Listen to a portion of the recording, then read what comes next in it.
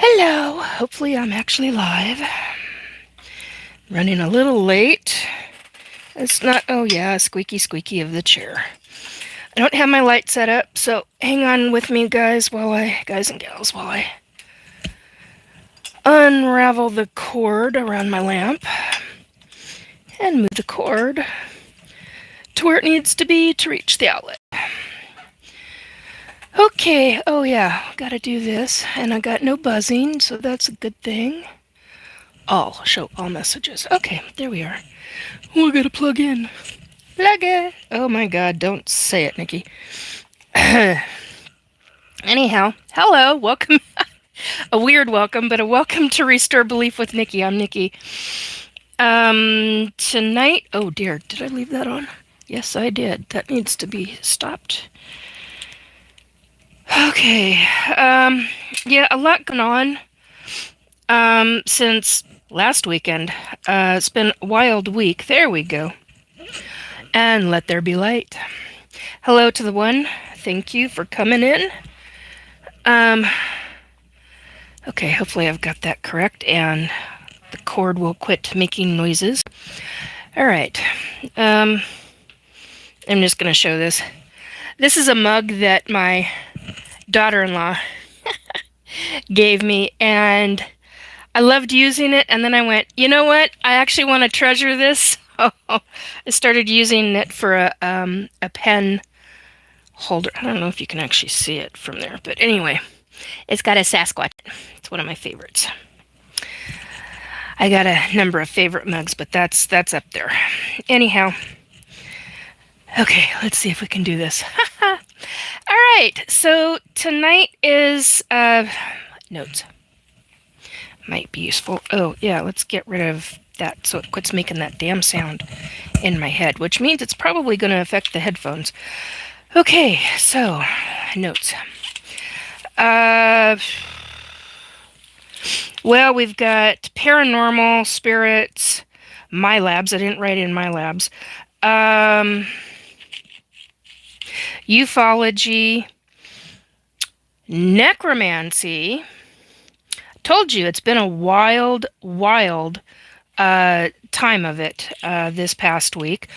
Government asshats. These are the sub folks. Government asshats, extraterrestrials, and apparently right now, according to what I would... Oh, God, what did I do with the note? I'll write myself all these little notes. So at 10:22 this morning, I received for 1 solid minute, that is extremely unusual as a psychic medium and as an ET abductee, I received one of the loudest, strongest, highest pitches of ear... well, it wasn't this ear, it was my left ear.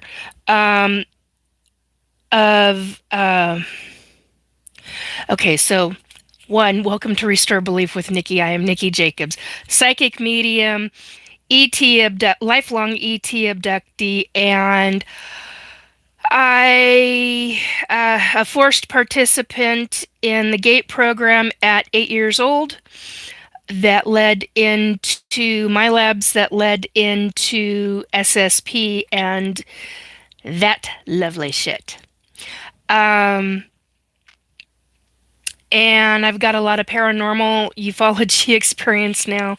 Well, I've had paranormal all my life, and I've had ETs all my life, experiencing that. So that's kind of what you're walking into.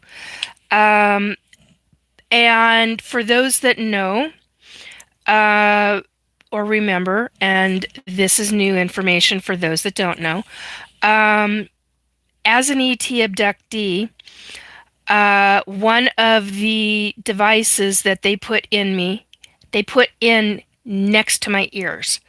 I've got one on both ears. But the one that rings true every single time before I'm about to be abducted is my left ear. And after being targeted for so long, okay, wait a minute, let me see. Did I do this correctly? Chat filters. Yes, I did that correctly. Okay. Having that device implanted for so long since childhood, and them screwing with it and all this other stuff. One of the ways that I know that I'm about to be abducted is I get one ear ringing, and it's a specific tone, it's a specific frequency, and it's depending upon how close they are, it gets very loud. Even at a distance, like if they're across our galaxy, it can be very loud, but it's short. It's very short. This one tone lasted for a solid from 1022 to 1023. Usually they're 5 seconds, 10, 12 at the most. But this specific frequency that I had in my ear, the pitch was different, the frequency and tone was different, so those three things are major, and the fact that it lasted for a full solid minute. Now, at 7:20 tonight, this is Pacific time, my time, I literally, this is a quote, there's an ET ship overhead, and I was psychically shown part of the outside of the ship.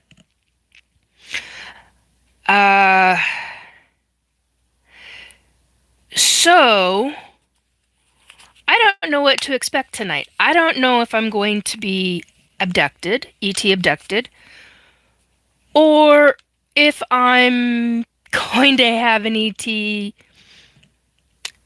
show up.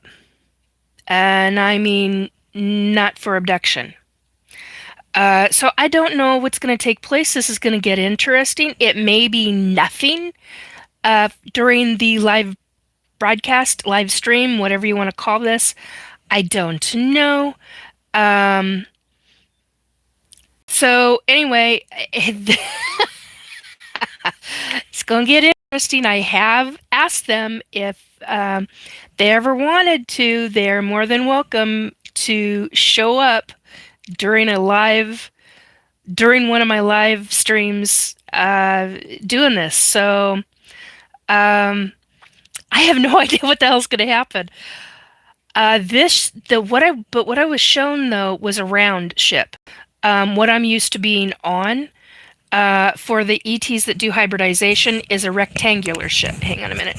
I just realized I'm yelling. I need to have one ear partially off so I can then hear everything in the surrounding areas, like outside my room and everywhere else, in case I'm being too loud. Because I live in an apartment. Anyway, so don't have a freaking clue what's going to take place tonight. Maybe nothing during the live stream. Maybe something. I don't know.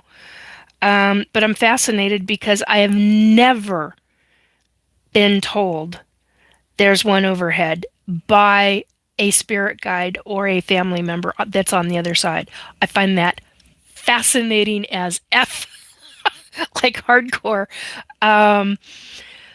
So somebody say hello in chat so I know that my side of the chat is working, please. Because there's nothing in chat right now, and there's 5 likes, so thank you for the likes. I appreciate that. Thank you for the likes, shares, and subscriptions. Most appreciated. And Heath Ledger, to my...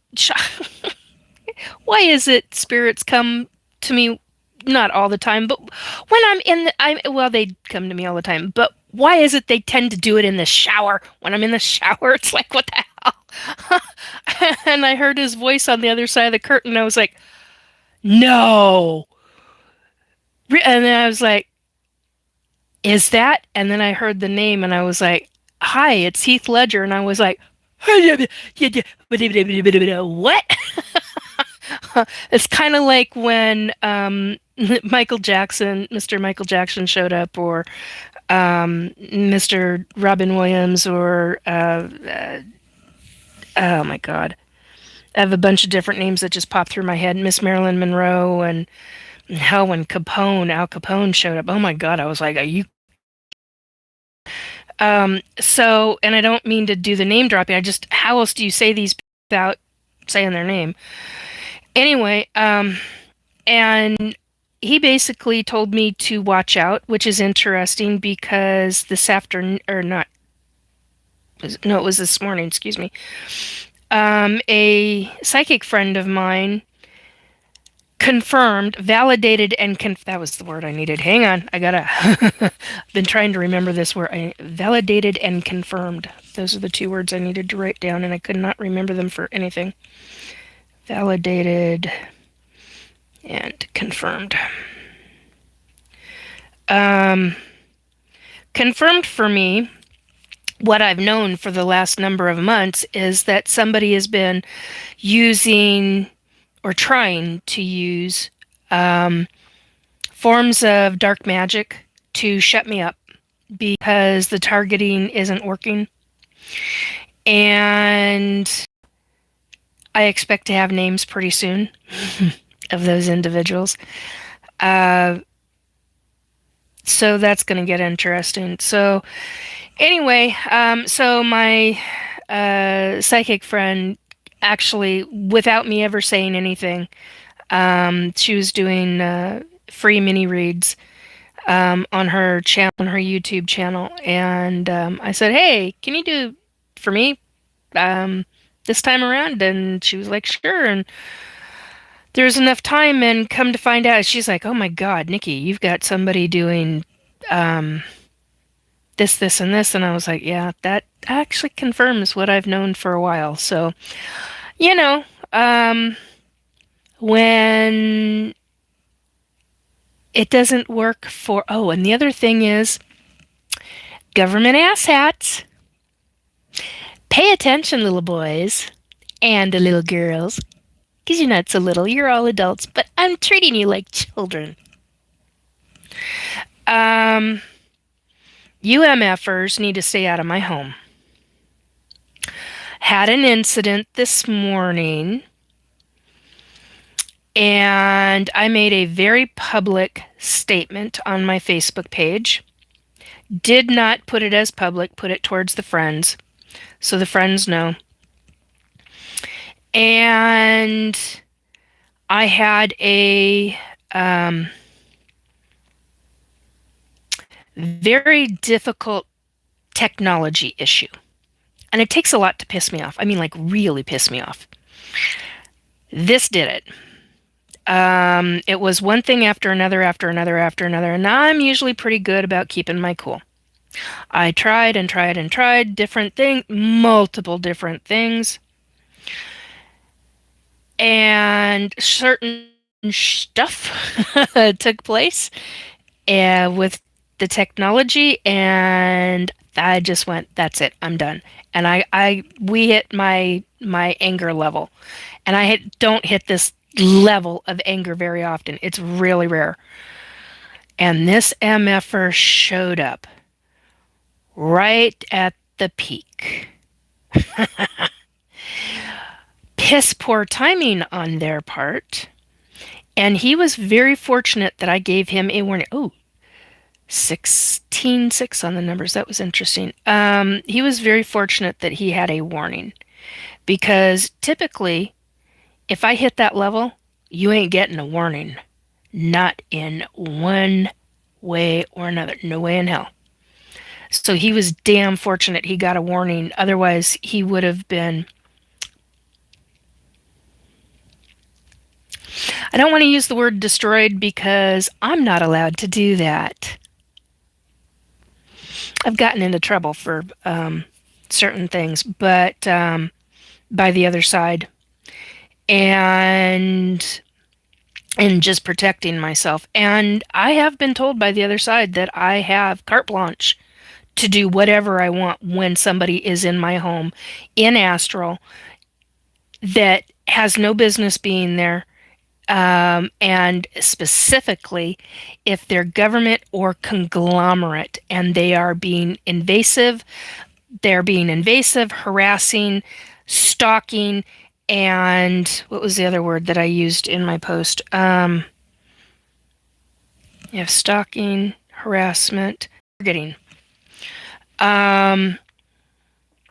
And I have received messages from the hierarchy, like the hierarchy royalties, that I have carte blanche. Well, I don't want that on my conscience. That's probably why he got a warning. And why see, this is interesting. I'm not seeing anything from chat. So if you guys are here, I'm not seeing diddly boo one. Anyway, so he got a warning, and he was damn fortunate that I was generous to give him a warning. Otherwise, he would have been injured. Not his soul. I don't know if it would have been his physical body, but his soul cord would have been injured. I know that because I know what I'm capable of now. The first time I protected myself in March of 2019 because of these MFers,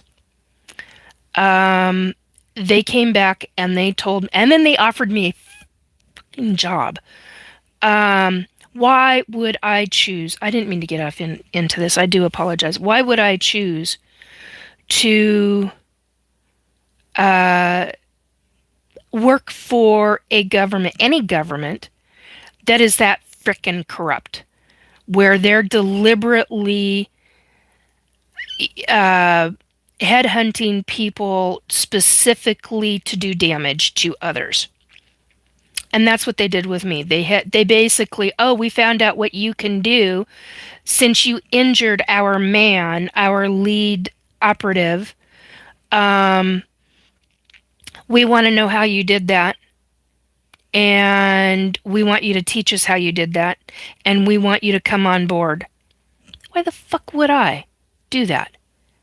Couldn't pay me enough. You could not pay me enough. There's not enough money to pay me enough to do that kind of damage to other people. I do it for protection. I don't do it as a MO to as a modus operandi. I don't do it as an MO to deliberately hurt somebody for jollies. I use my abilities for protection, flat out. And if people cannot handle that, so be it. But you know what? It also taught me a lot as to how corrupt they are. How deeply mentally devoid they are. Each and every one of them are. And then Johnny showed up. Oh, what I call him Johnny, and I call him Old Man now. And I was like, dude. And this was after my anger had left, and I just went, you know what? No. Because Johnny is the lead head honcho, retired head honcho. And I, in my statement on the post that I made, literally said something to the effect of, I know what you did when you were in my home at a specific time. I know what you were doing. Do you really want me to divulge your deviancy publicly and name your ass? Because I now have these guys' names. So back the F off. I make no bones, no joke about this, because this is big shit for me. I'm like, no, we're done. You have no freaking right whatsoever to come into my home in astral, smoking or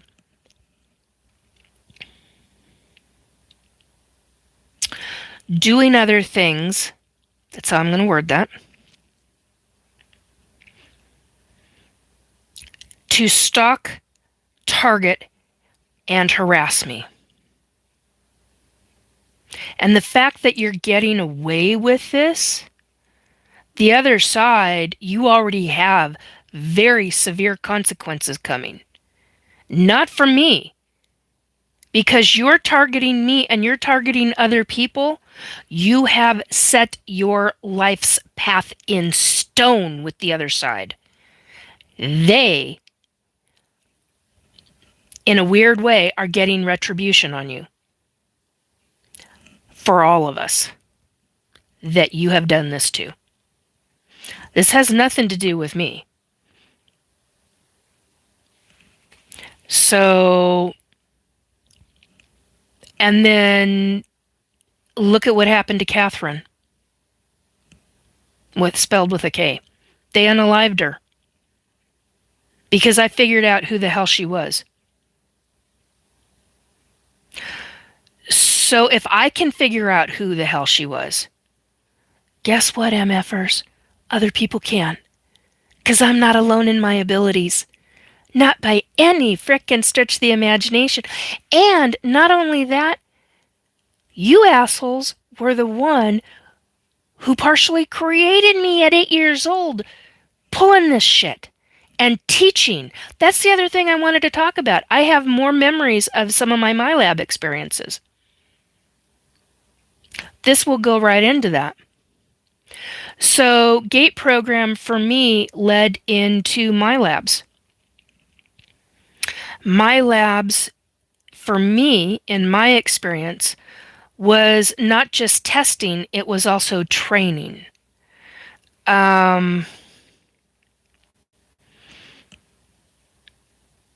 I had no idea, and I still don't have any real idea as to how many freaking MiLab programs there are. I don't know if I want to know. I think that actually scares me more than knowing about what SSP is doing and all the numerous programs under the title of secret space programs. It's plural for, it is plural for a reason. Yeah, I'm not, if you're talking in chat, I'm not seeing it and I don't have a clue as to why. Let's see what we can do here. Well, that didn't go where I wanted it to go. Choose a game to stream with. No, thank you. Let's see. Community moderation. Let's see.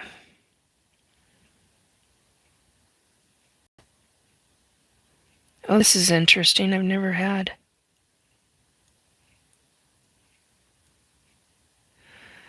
Okay, there we are. All right, let's see what else we have here. Yeah, this is not showing me anything right now. So, anyway, so MiLabs, I have remembered being, I think I was about 9 years old, 8.5, 9 years old. And based on how my body felt and the size I was, the height, I was in some kind of I want to call it an underground bunker. I don't know what else to call it. And I was in a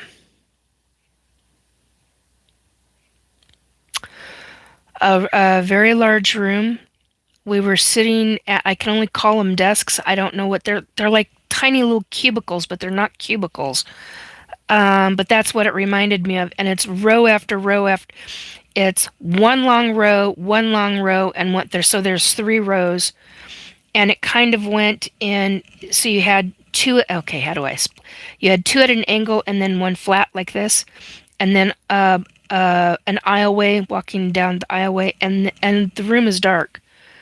And there's a big screen there's something on a wall, but there's a screen on that wall.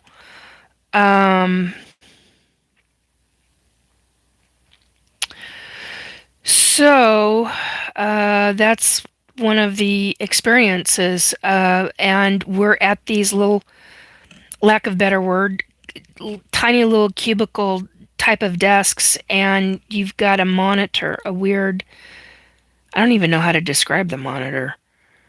And this is from the 1970s. It's some kind of computer, but some kind of something that I had never seen in regular life, because I remember computers such as when Bill Gates did his let's put all the computers into schools in Washington state routine, and that was in 83, I think. I think I was a freshman in high school, so I think it was something like 83, 84, 1983, 1984. And so, yeah, there's that. And everything was MS-DOS. God, and the big 5.5 floppy. Oh, hated that. Um,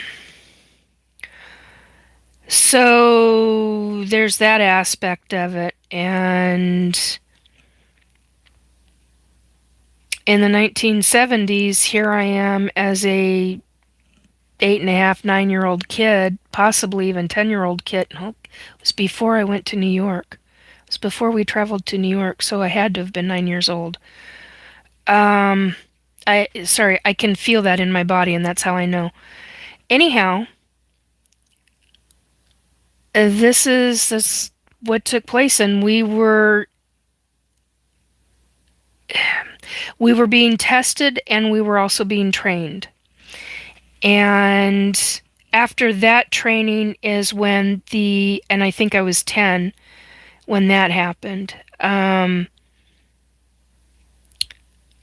Because there's something about that testing that I think helped to trigger, along with what the ETs were doing, because I'm a lifelong ET abductee.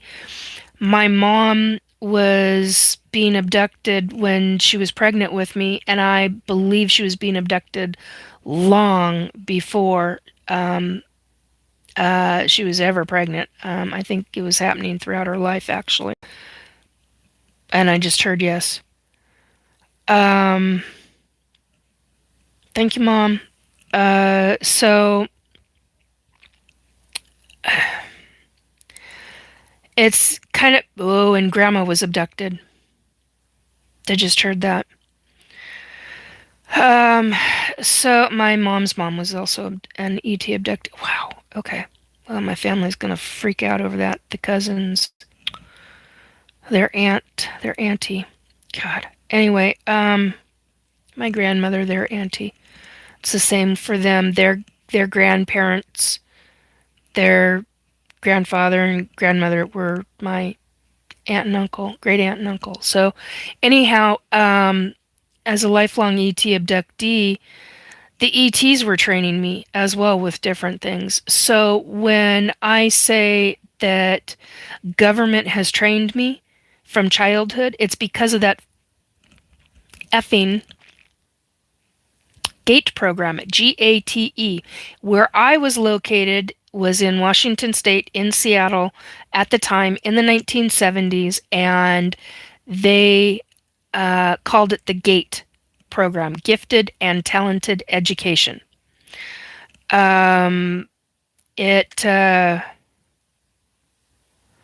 There's two sides to the GATE program. There's a legitimate side and a nefarious side, and the nefarious side was hidden, supposedly. It's not really hidden, but in the classroom, it was the legitimate side was the cover story for the nefarious side of GATE.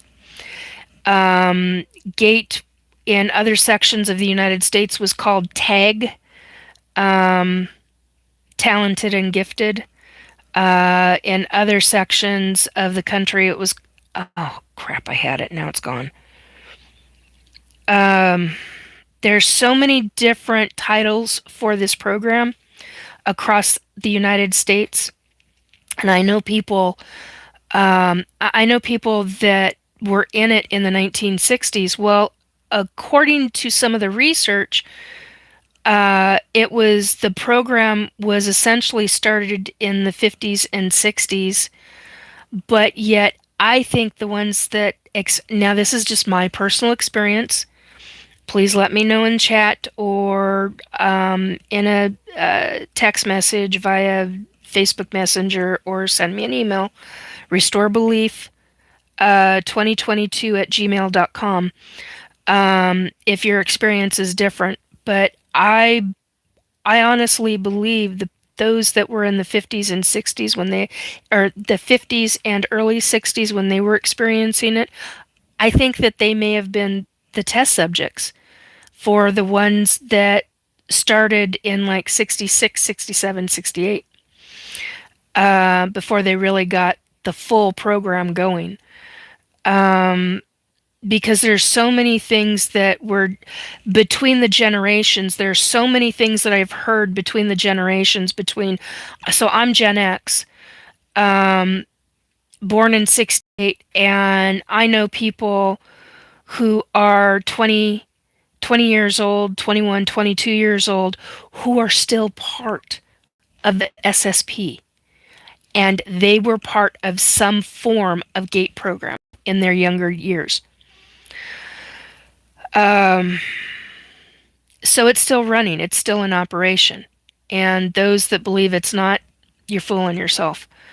The kids that I call them kids, I'm 58 years old, so a 20-year-old to me is a kid. So to me, like I said, they're kids, but those folks, the things that they're talking about is just, it's further mind-bending to me.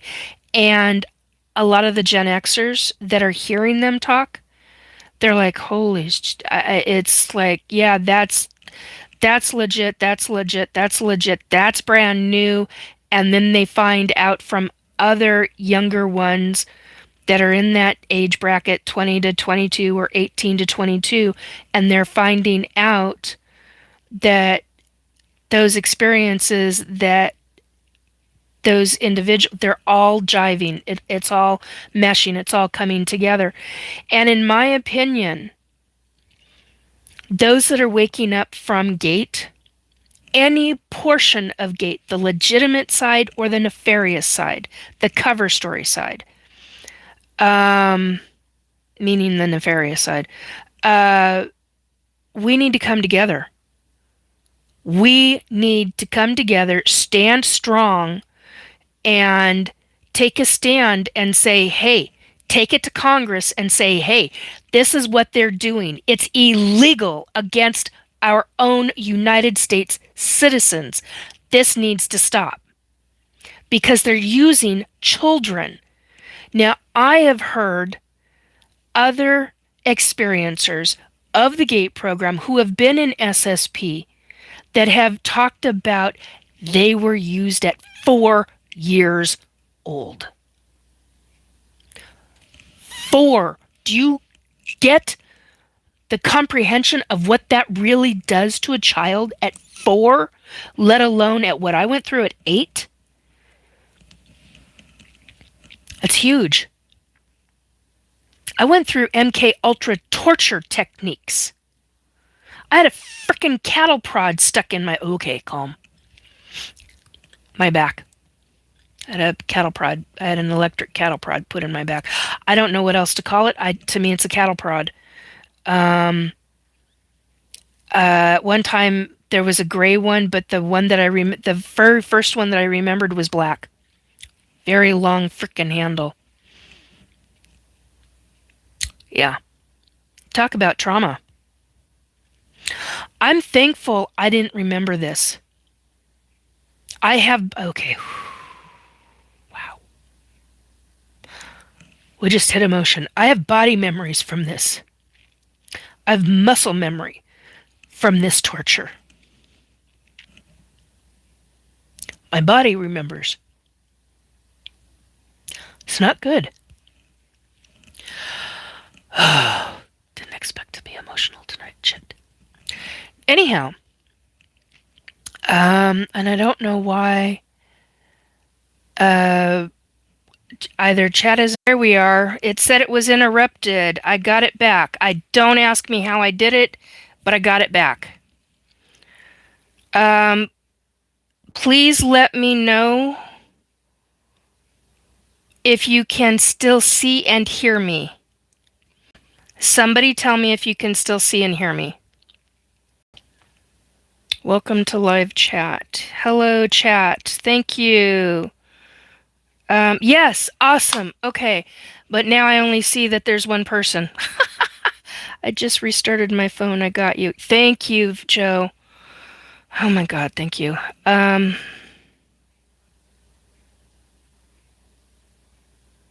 Okay, Cheryl, Tim, Joe, can you hear me? Okay. Jackie, can you hear me too? Okay. Hi. Hi. Okay. Yes. Thank you. Okay. Thank you. Thank you. Thank you. All right. I don't know what the hell I did. I don't know even how I just did that. Let me tell you, I sure as hell don't want to do it again. God. Well, that got the tears to stop. Was not my intention. Holy crap. Anyway, so yeah, I've got body memories because of. Okay, this is driving me nuts. This cord. I might just have to push this over to the other side because this is just driving me nuts on the right side. Anyway, boy, that totally threw me for a loop. Yeah, I got body memories because of the torture that I went through. Can I see the spaceship above your house? I wish they. That's actually a good question. Uh, okay, I've actually seen a. I was gonna say a reptilian ship. Fucking hell, that's not what I was gonna say. I have actually in 2019, in August of 2019, the very first week. I think it was the first week or the first weekend of that week of 2019. I was with a group and we had a rectangular black ET ship overhead. And it was 3 American football fields wide and 2 American football fields long. And it was a great big rectangular ship. And one of the people that was in my group was Mr. Dave Mason. Hello, Dave. He's a sweetheart of a guy. He really, that's how I remember him. He's a sweetheart of a guy. And he had his telescope and he was standing about 6 feet from me. As a scientist, he deals with astronomy. He's a freaking hardcore scientist, folks. And he had let me borrow his. I was looking up and I took he had created these wonderful, it's like a set of not goggles. They're not goggles, Nikki. It's not a telescope. He brought the oh my God, he brought the big telescope with him. That was freaking cool. Huge thing. Oh my God, huge and long but short. I don't know how else to say that. But anyway, got to see all kinds of things out in space. That was really cool. Anyway, back to this ET ship.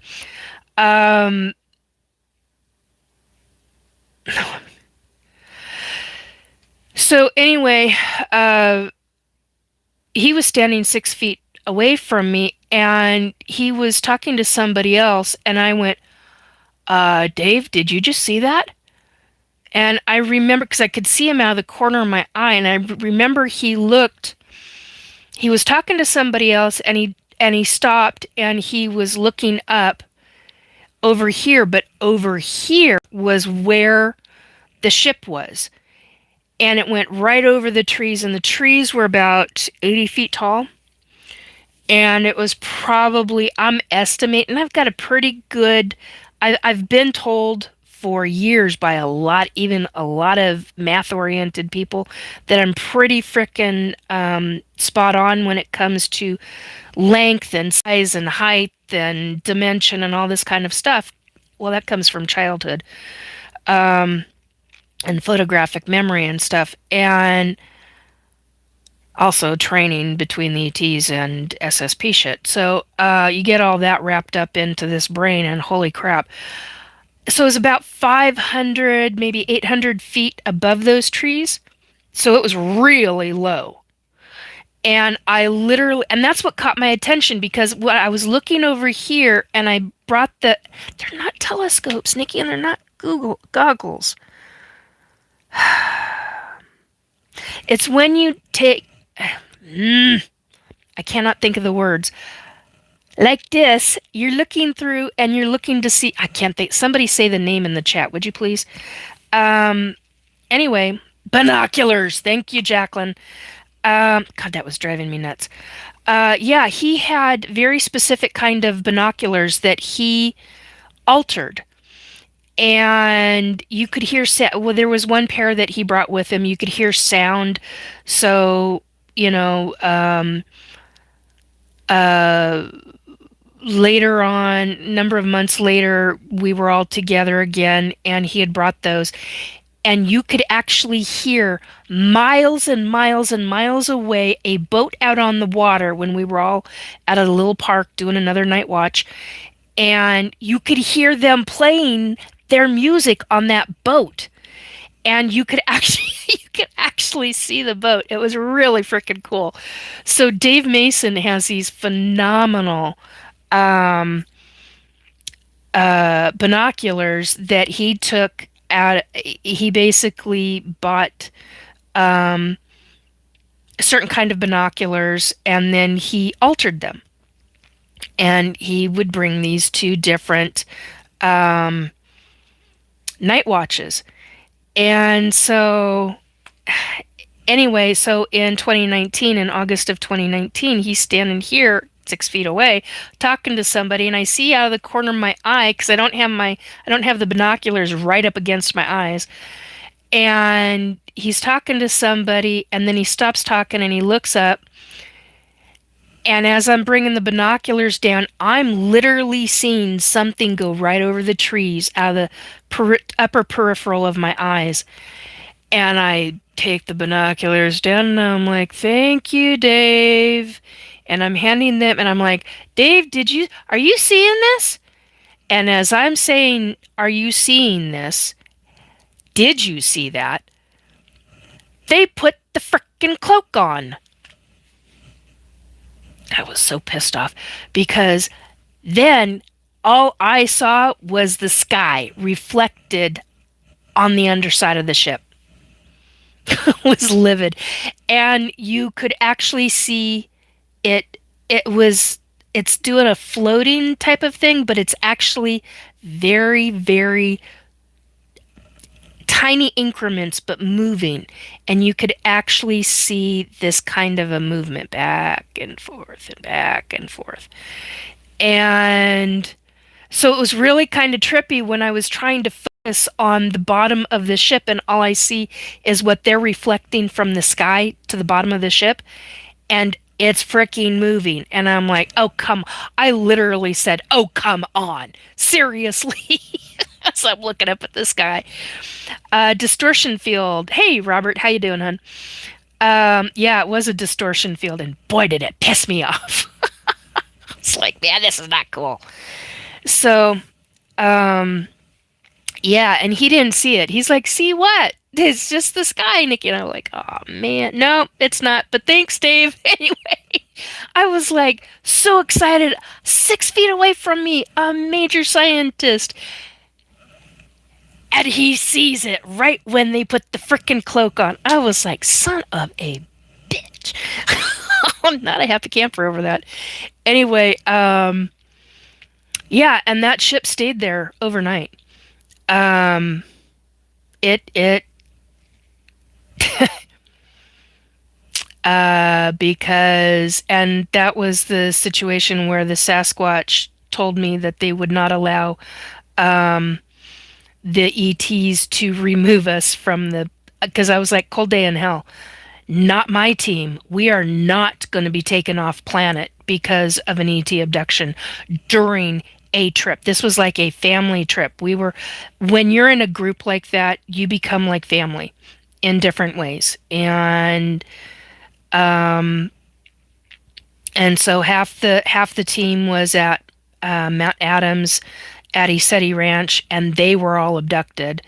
And and there was proof of that. There was really well documented proof, including a brand new vehicle right off the lot earlier in the week, right off the dealer's lot. And the car is taken. It's magnetized. Oh my God, there goes the pitch. Fucking hell, somebody write the time down.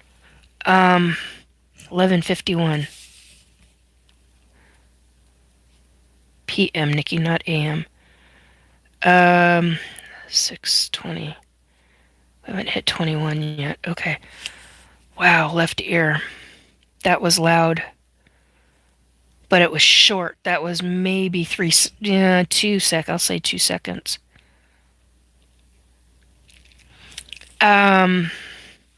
Maybe 3. Maybe.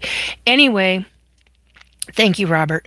Fair dust. Yeah, aliens probably exist. Lifelong 58-year-old ET abductee all my life. ET taken. 3 different groups too, I might add. So not so fun. Some of it's okay, some of it's not. Yeah,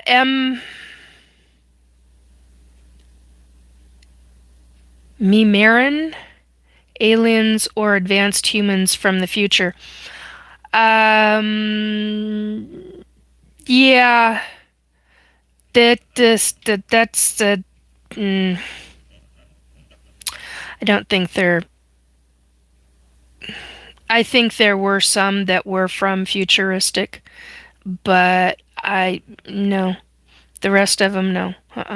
And some are interdimensional, whereas others are not.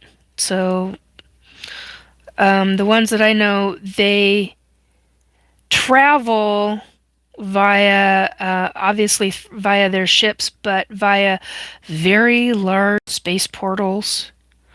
Also, what we would call wormholes. They can open. I don't know. I call them portals because I don't know what else to call them. I don't know the science of it, but you get a good look at them. Oh, honey, I've seen so many different kinds of ETs. I couldn't even begin to tell you. I mean, all of them. I've seen, I think, just about every form of gray there is. From the 2.5 foot tall, 2.5, 3 foot, whatever, to the they're closer to 3 feet. But if people are anal retentive precise, then it's more like 2.75 feet. There we go. To the 7-footers. And so,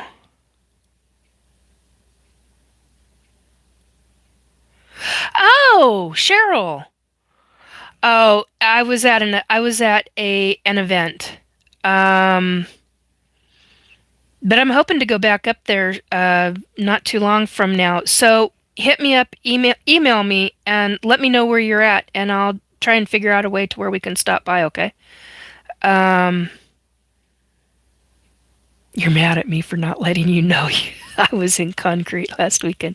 Yeah, I was at a function. So it was really cool. We got to meet a lot of people and unexpectedly talked about 2 major experiences. One with ETs and one with Sasquatch. I think I kind of blew people's mind, and I didn't necessarily mean to do that. Heartfelt. So for those that are now watching and that were there, I do apologize. I didn't mean to freak anybody out. If I did.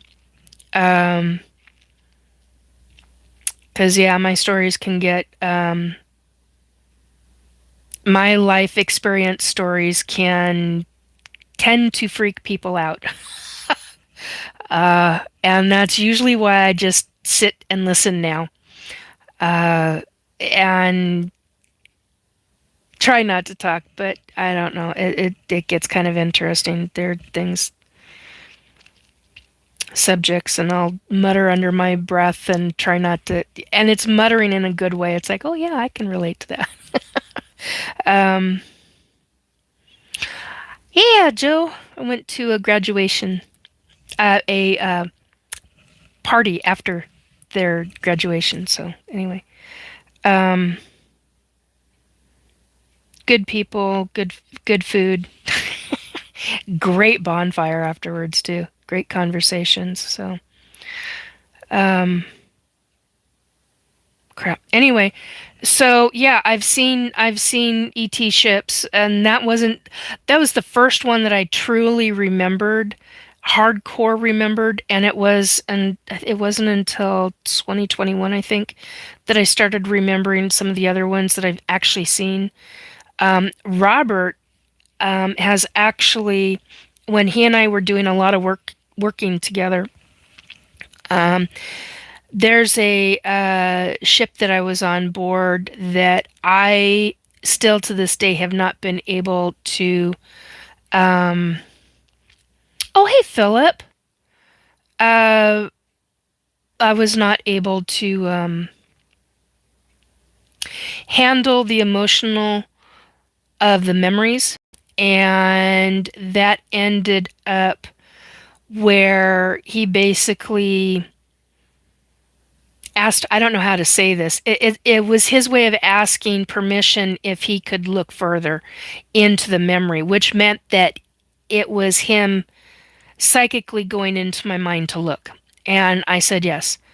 And he started finding pictures. It's good to see you, Philip. Um, he was starting to find pictures, and I'm like, no, I'm actually starting to remember because you're talking, and I didn't become so scared. So thank you, Robert. I mean, seriously, heartfelt thank you, my dear. That was huge. You've done so much that I can't even begin to express how many thank yous.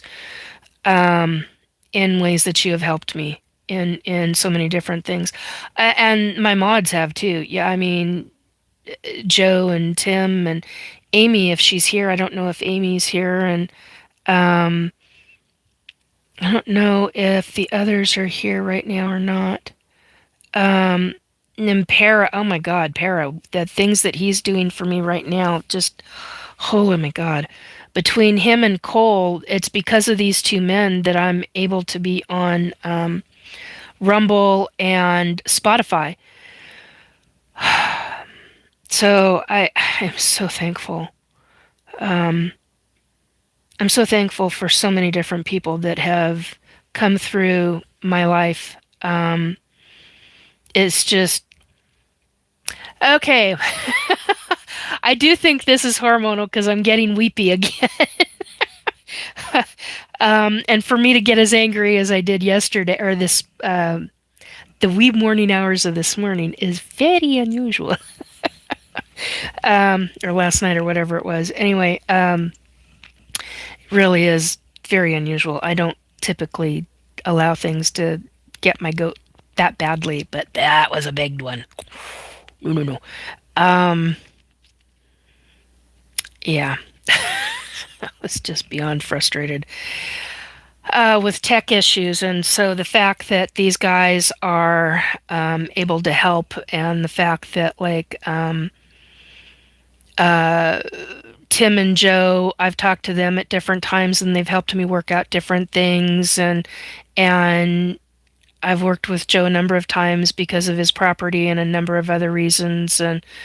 Um, and Amy, um, gigantic kudos because she was my science person, and like hardcore science person in research and knowing different information, and actually it's because of her that I got to talk to, and I know there's a couple of people that do not like this individual, meaning Albert Einstein, because she and a now deceased friend of ours, the three of us were having a conversation, and I'll be damned if Albert Einstein didn't show up.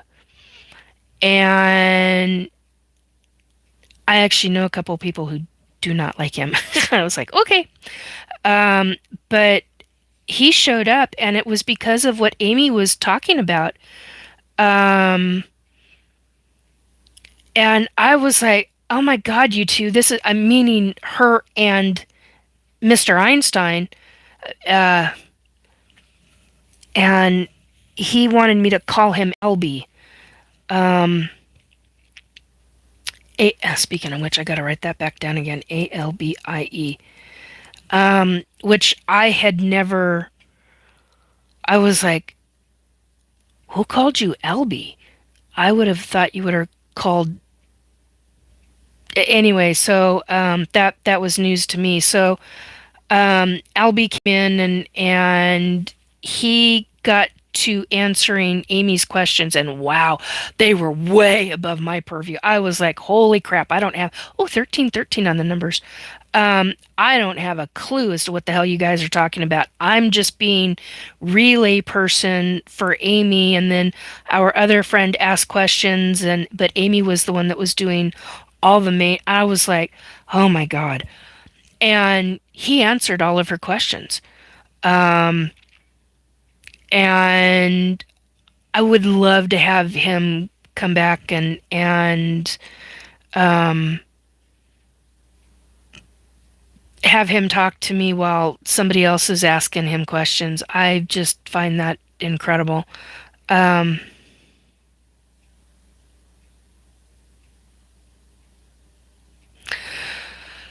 so, oh, Lauren. Hey, Lauren, how you doing? Um, okay, so I have not seen the chat other than uh, from earlier. I don't know what the hell happened. So I'm gonna say thank you to my mods. Um, because uh I don't know. I don't know how the hell this all is just weird. Anyway, all right. So yeah, to see a ship of that nature in 2019 and to start remembering more of the ship that Robert helped me to uh he started triggering a number of my memories, and I went, oh my god, that ship's got this and it's this, and oh my god, it's more like the what's the name of the movie, Robert? Third Kind. So the other Steven Spielberg movie, the one from the 1977. And this is where the targeting has effed up my words, not my memories, but my words. And they've been hoping that it will f up my memories, and it hasn't. So I still have my memories. I just can't put the words. Close Encounters of the Third Kind. Thank you, Tim. Um, yeah, I mean, the ship that I was on when I was 4 years old looked very, very close to the. Thank you, Philip. Looked very, very close to the ship in that movie. Freaked me out when I started remembering. I don't think I've ever talked about that publicly. Um, and I'm comfortable in talking about it now, but it was so freaking close to how it looked, but it had more levels to it. It's kind of like, how lack of better wording, a wedding cake is, and you've got these multiple tiers. That's kind of how this was, but they were wide. They were really big, really wide. Champlain, hi Nikki, I've been missing the streams, but I'm back. Awesome, I'm glad you're back. Welcome back. Um,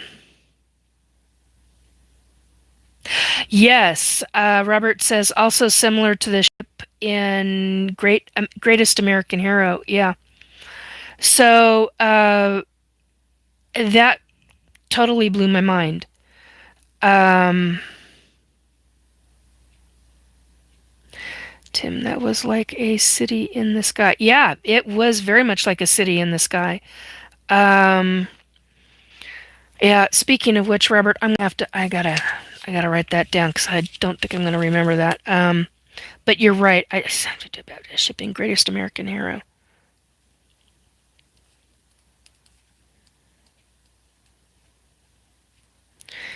earliest American.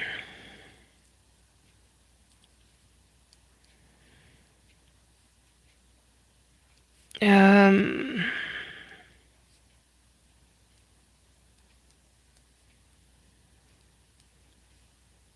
there we go. Okay. That's at least written down so I can look that back up. So I can actually see, God, sorry, see it again. Right there. Are you itchy? Ugh. Um, do you take alcohol? You mean do I drink alcohol? Very rarely.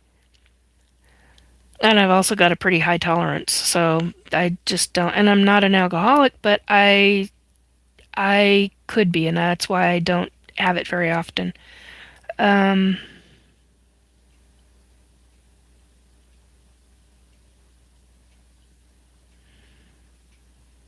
is the ship's metal like a hologram? No, it's not a hologram. Okay, so Jeremy is asking, is the ship's metal like a hologram? No.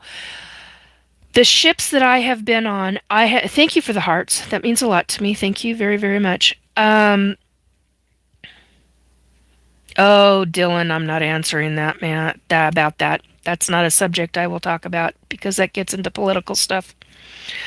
Um, but although thank you for asking, but I won't publicly answer that question. Um,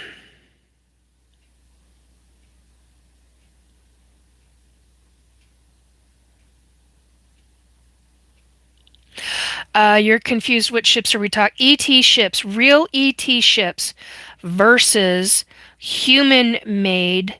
No, you're fine, Dylan. Stick around. You might find something interesting, but and it's fine. You can ask that, but I'm not. I'm. Hey, Wizard Witkus, how you doing, hun? Um, I'm just not answering that.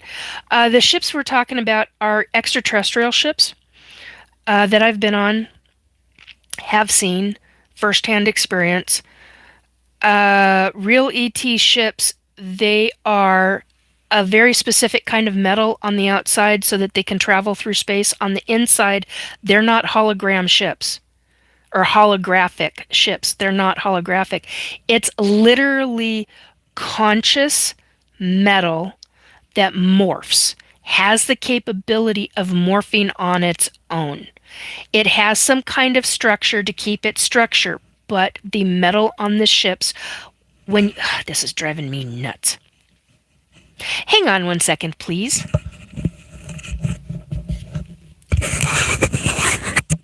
As the hair has gone wonky.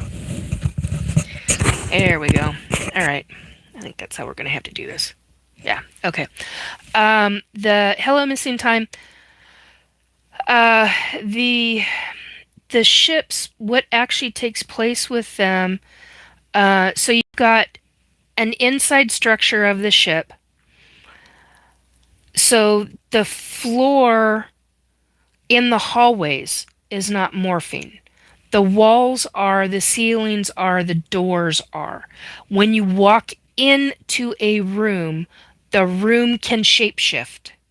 I don't know how else to say that, but it can literally shapeshift into psychic metal. It's conscious. It's got a consciousness in it. And that's why the tables and the chairs are part of the room. Yeah, no kidding. I've walked up when I was 4 years old. Here's that experience. Okay, let's see if we can do this. That experience was when I was 4 years old. That is what we humans know as the Butterfly Nebula. The extraterrestrials know it, and I was told at 4 years old by extraterrestrials that they specifically called that the Infinity Galaxy. Now, it's not a galaxy, it is a nebula, but I have always remembered it as the Infinity Galaxy. Now, why they're calling it a galaxy, I do not know. I do not understand because that's not what a galaxy looks like. A galaxy, I've seen multiple different galaxies while on board ET ship, and that sure as hell does not, they don't look anything like that.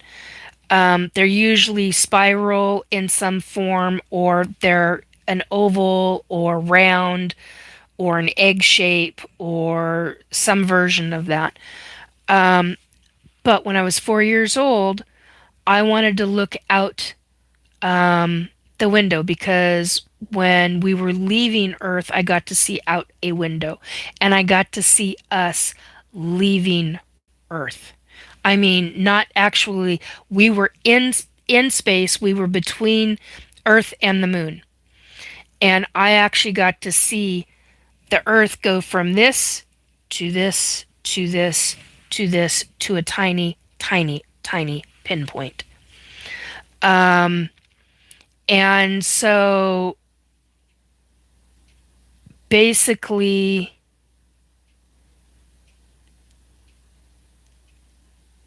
I don't know what that is. Electric. I don't know what that is. Um, so basically, that's what I got to see. And when we were coming back, I got to see different galaxies, different nebulas, different things that I still don't know what they're called. Amy has helped me with some of that, which I appreciate immensely. It means a great deal to me. Um, and no, it's a globe. Earth is not flat. It is a globe. It is round. Um, and so, uh, when we were coming back, there was a window and it was really tall, really high up on the wall. And I couldn't see it. I couldn't see the window. I wanted to see out. And I was ordered and told by the extraterrestrials telepathically to turn around. And I had the thought, I want to see out that window. And that's when I got told to turn back around. And the next thing I hear is this kind of like whooshing sound, type of sound. And I turn around, and here are a set of stairs on the wall. The wall had just morphed into a set of stairs, child size for a person, for a child size person. No adult could have climbed that, and no extraterrestrial could have climbed that, not unless they were really, really small. Um, and it had a landing and a platform. And I walked up, and I didn't understand why the wind. And many people have heard this story so many times, but and I do apologize. But for those who haven't heard it, that's why I'm telling it again. Um, and so here, this window, I'm looking out, and I realize in my little 4-year-old kid's mind, why can't I see anybody behind me? It's supposed to be glass. And I remember doing this kind of thing, looking, and I'm like, why? I didn't understand, so I started touching, and then I got told to remove my hand, and I put my hand further on that, I got told, Nikki, you need to remove your hand. That is an energy barrier. And I had blue all the way around my fingers. It's kind of like a sky color mixed with a teal color of blue all the way around my fingers when I had my hands all the way up against it. One hand. And I kept touching it. And I remember at one point, I don't think I've ever talked about that. At one point, I know I had my stomach up again. I wasn't originally touching the wall, but I remember having my hand on the wall and my right hand up on what I thought was a window that come to find out is an energy barrier. And that was when Michael W. Hall was on board that ship. I was 4 years old. I think he was about 22 at the time. And when I saw a picture of him at 22, I kind of lost my shit. Because I was like, oh my God, it was him. It was him. Freaked me out. He was one of the founding members of the UFOI team. And he was being ordered by the extraterrestrials to remove me, because I wasn't following directions. And so it basically, I learned a lot with that experience. And when I met Michael W. Hall in um, April, May of 2018, because I saw him a number of times, both in April and in May. And then I was part of the UFOI team in June. No, it was the end of, oh God. It was the end of May. I think it was the last weekend of May. And in June is when of 2018 is when I became a member of the UFOI team. Um, so yeah, that's how I knew Michael. I recognized him from being on board. Only I didn't understand that I had recognized him as an adult. No, me, Marin, or I don't know how, Memran. Anyway, ask whatever you can ask. That's what I want people to do is ask questions. I'm confused. The image in the background that looks to be a neutron-style nebula, would that because they could disguise themselves? No, we were passing by it as I was climbing up the ladder, and it literally went across the ship because I don't know how to describe this. It wasn't coming from overhead, it was coming from my left, and it came across, and as we're leaving, we're passing it, and it's off on my left. And off to my right was a spiral galaxy, but it was really, really, really far in the distance. And there were a number of other, what I can only classify as galaxies, like they were almost pinpoints, but I recognized them as galaxies. Don't ask me how, I knew as a kid. Um, but that thing was so stunningly drop dead gorgeous, beautiful, that it imprinted in my memory. And I think that, and I've kept that memory my entire life. Um, and it made an incredible impression. I had that memory all the way until I was 10, 11, 12 years old. But then I started shoving it down. I think I was probably around 10. I started shoving that memory down and going, oh, it was just trying to talk myself out of it like it was a dream. It was no freaking dream. It was very real. Um, and then Michael eventually confirmed certain things. So, yeah. Uh, Not many, but a few. So yeah, it's hopefully that answers your question, um, Champlain. Okay. So if they project false images, what are shuttles like the Hubble space probe supposed to be? I don't know about the Hubble. So if they project false images, so they can,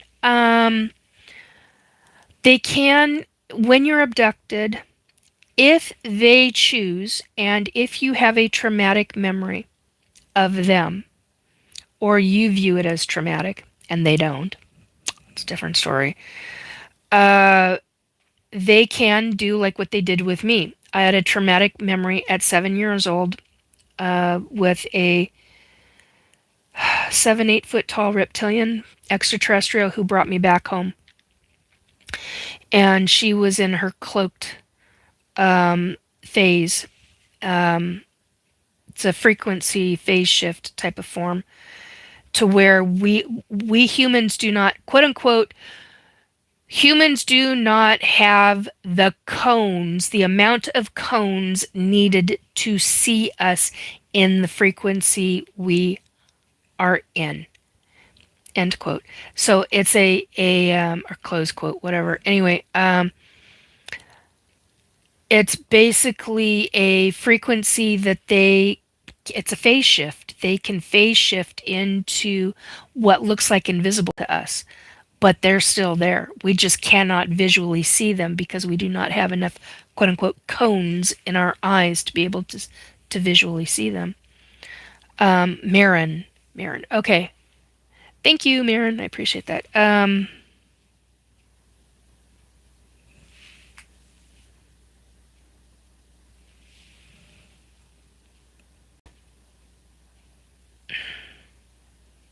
Yeah, it's called a screen memory. Yeah, screen memory. So, um, whoops, I hit a button. There we go. A screen memory. Here's an example of a screen memory. Okay. So here, this female extraterrestrial was bringing me home. Um, I was happy as a clam, happy-go-lucky kid, and I was being brought back, and I begged and pleaded. I'd seen her on board ship, but I hadn't. I mean, she held my hand when she brought me back. I don't think I've ever told anybody that. Um, she had my hand when we literally. Um, no, we didn't come through the wall that time. We came through the ceiling. She had a hold of my hand, and I was awake. I was fully wide awake, and we went through the ceiling, went through the roof and through the ceiling, and um, God, I forgot about this until just now. She asked me if I wanted to be standing on the ground or if I wanted to be on my bed, and I remember I wanted to be on my bed, and God, no, I don't think I've ever told anybody that. Anyway, she I freaked out because I had begged and pleaded being 7 years old and I was jumping up and down on my bed and bouncing like crazy, and it's supposed to be dark at nighttime, and my room was lit up with the whitest white light you've ever seen. So bright it was blinding white through both windows. Bedroom door was closed. And I was just bouncing up and down, please, please, please, begging her as a as a 7-year-old kid to show herself to me. When she showed herself, she had finally relented and she said, "I'll only show you what I look like if you get into bed." And she was very parental like. Um, she was very lovely. I mean, energy wise, she was very lovely. So I got into bed. I got underneath the covers. I'm sitting up, but I've got the covers over my legs and over the lower portion of my belly. And she shows me what she looks like. She unphase shifts out of the cloaked stage, and I lost my ever loving fucking mind. And I start screaming. And I'm screaming, "Monster, monster, oh my God, monster, monster, monster." And she immediately recloaks, face shifts back into where I can't see her. And from that point on, I've never been allowed to see them again until we're on board ship. And I'm not okay with that. So the screen memory. So I lived in a house. So here's where the screen memory comes in. That was the real memory. Here's where the screen memory comes in.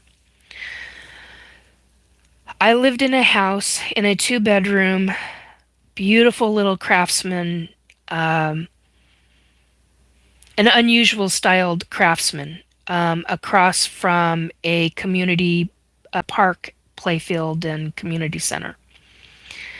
And we lived, and the first 6 houses, I think, on that block were all up high, like up on a hill, but you had to climb down cement stairs on each property to get down to the sidewalk, and then you had the community property, the community center and the playground across the street.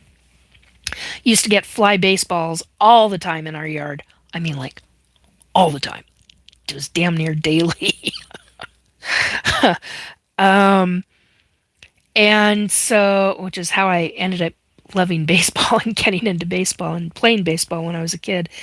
Um, didn't last for very long. Once I got into living in the Skagit Valley, it didn't last very long at all. But anyway, so when I was living in Seattle, so this all took place in Seattle, and I basically, demons were once. That depends, Tim. In answer to that question, that depends. Um, but basically,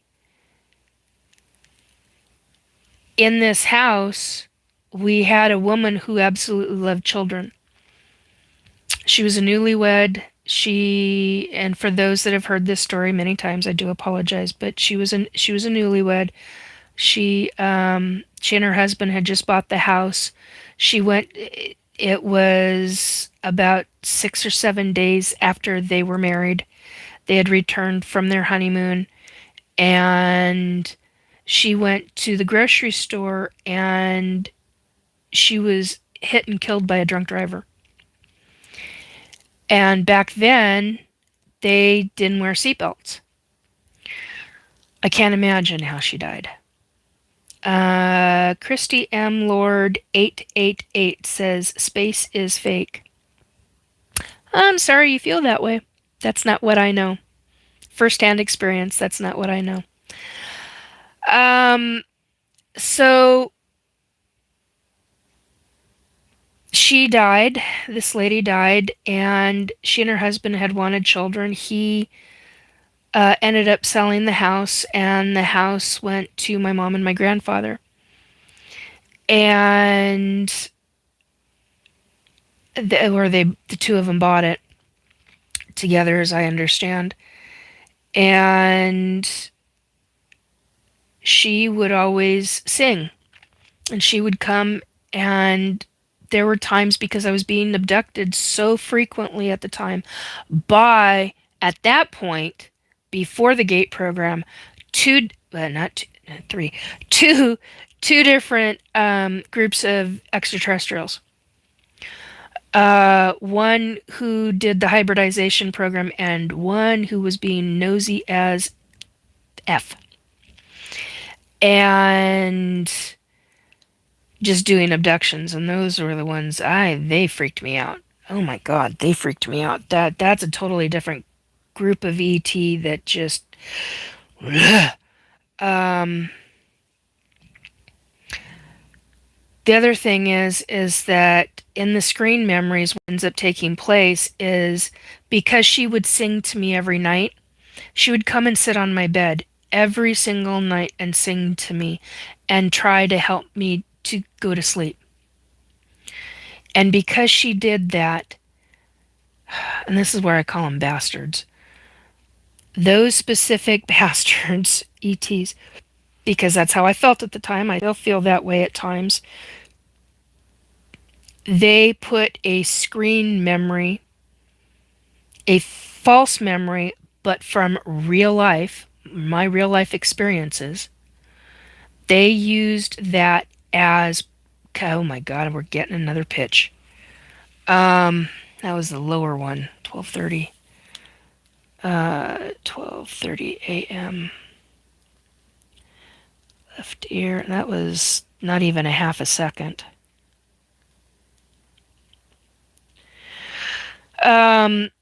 So they put a screen memory and used her coming in to sit with me as the memory.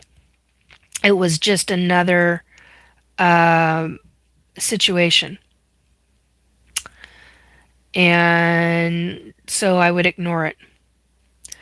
And I've had 2 screen memories that I'm aware of. The other one I don't talk about. But Neither one of them make me happy. Let's put it that way. Do I still call them the bastards for doing the screen memory? I get why they did it. Logically, psychologically, and as a parent, I fully understand why they did that. They didn't want to have me re traumatized over and over again every time I remembered it. But that incident shut down my. Hey, you guys knock it off in chat. I don't know what the heck is going on. Uh, play nice. Um,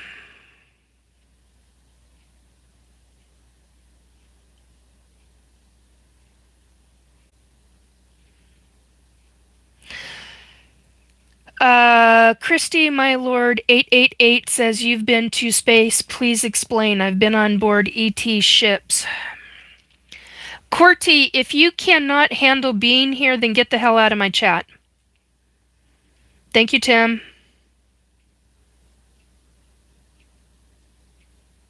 Scoot back a little. No. Um, so anyhow, yeah, you play nice in my chat or you're not going to be in my chat. Um, maybe I'll talk about AI later, but not right now. So here you've got screen memories that they can put into your brain and make it seem very real. And that's a big deal. That's a really, really, really big deal. Oh, what do I think about gemstones? I love gemstones. Anyhow, so they do have the ability to do that. Now, I've also been on board SSP, also known as Secret Space Programs, SSP Global Government Spaceships. And yes, those are very real. Global governments are lying to all of us across this planet because they don't want people to know what they've been doing. That's part of the GATE program. And globally, I know other people from other countries who have experienced forms of GATE programs in their country. They're not called GATE, they're called other things, and I don't even want to go there. But the point is that it's taking place across this planet, and SSP is part of a global conspiracy bunch of shit. Some of it is mildly okay, and the rest of it is absolutely freaking not. I take great issue with being an SSP pilot and watching a woman. What? I gotta calm down just a minute. We just hit an anger level and an emotional level. I take great issue with being an SSP pilot where I witnessed an explosion in a mining situation where people, humans in SSP, were mining a number of minerals. Well, specifically one mineral. I don't know the name of the mineral, but mining on the moon planet of Desdemona, which is the moon planet off of the planet called Uranus. And yeah, I know what that sounds like. I don't give two shits right now anyway. Well, in that explosion, this woman came out. She was the only survivor. I waited as long as I possibly could. I was being ordered in my calm, Nikki, calm. In my helmet, I was being ordered by Command Central to leave, to immediately leave. And I wasn't going to leave any. You do not leave any man behind, period. Especially on another planet where they do not have oxygen. They don't have access to oxygen, food, water, nothing.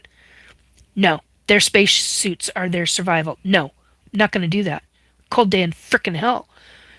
Well, this woman comes out. I fully expected, and this 12-foot, 15-foot spiders. You could see them coming because they heard the explosion.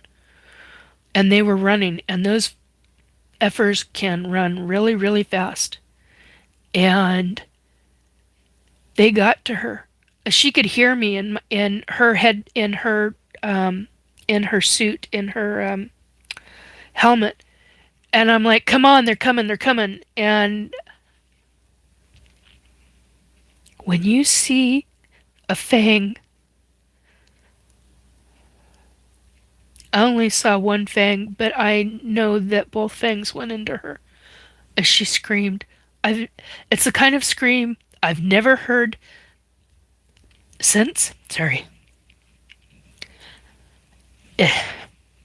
Don't recommend it. So, and they're mining. I take great issue with it because SSP is mining an indigenous species planet, minerals that they rely on for food, for survival. I take great fucking issue with that because human global governments have done that across this fucking planet of ours on Earth to indigenous people. It is not okay, and they're doing it to other species that are not human. They're continuing with it. I take great freaking issue with that.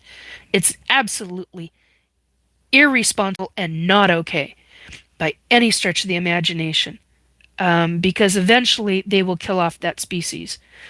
And as I understand it, they were a very kind, loving, caring species before humans came about doing this shit. That's not okay. It's really not okay. Um, Question. Good question. CTG. Okay, just a minute. Uh, do you feel the Zionists are the overlords of the United States? Maybe a good question, but I'm not the right person for that. Wit Wizard Witkus, or they can. Okay, wait a minute. Did I miss something else you would said? No, okay.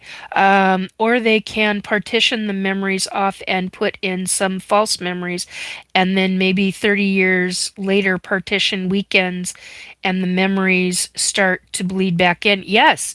Now that was my second memory. That was my second. That's what happened in my second.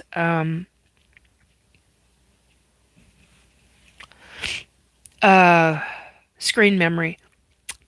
It was a bleed through memory, and yeah, it that one took a heck of a lot longer to figure out. I was not ouch, ouch, ouch, I was not okay with it. Great comment, Wizard.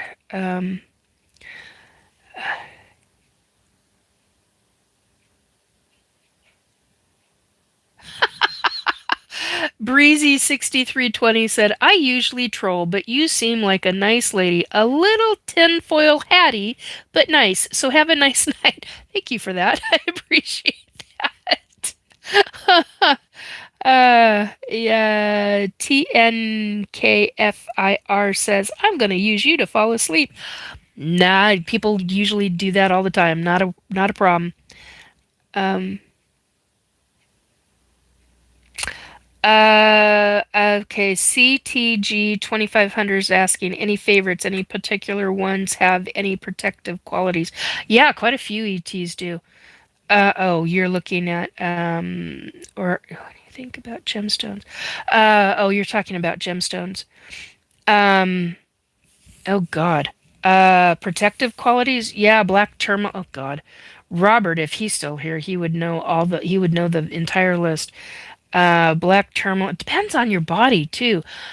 I know people that can't use black tourmaline or black onyx or some of the others, but yet can use like tiger's eye, and that's very much protective stone for them. But look that up on Google. Do a Google search. Well, don't do Google, but look it up on a different search engine. Um,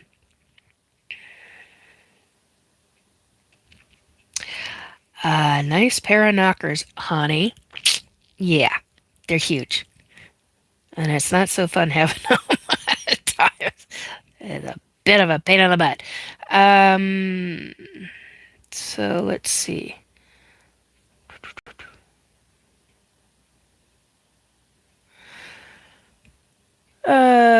Christy M. Lord 888 Firmament. Earth is flat. Moon produces cold light. You can see the stars are underwater. Everything the ancients said, including the Bible, is true. There's water above us, and aliens are. Well, and that a line of shit.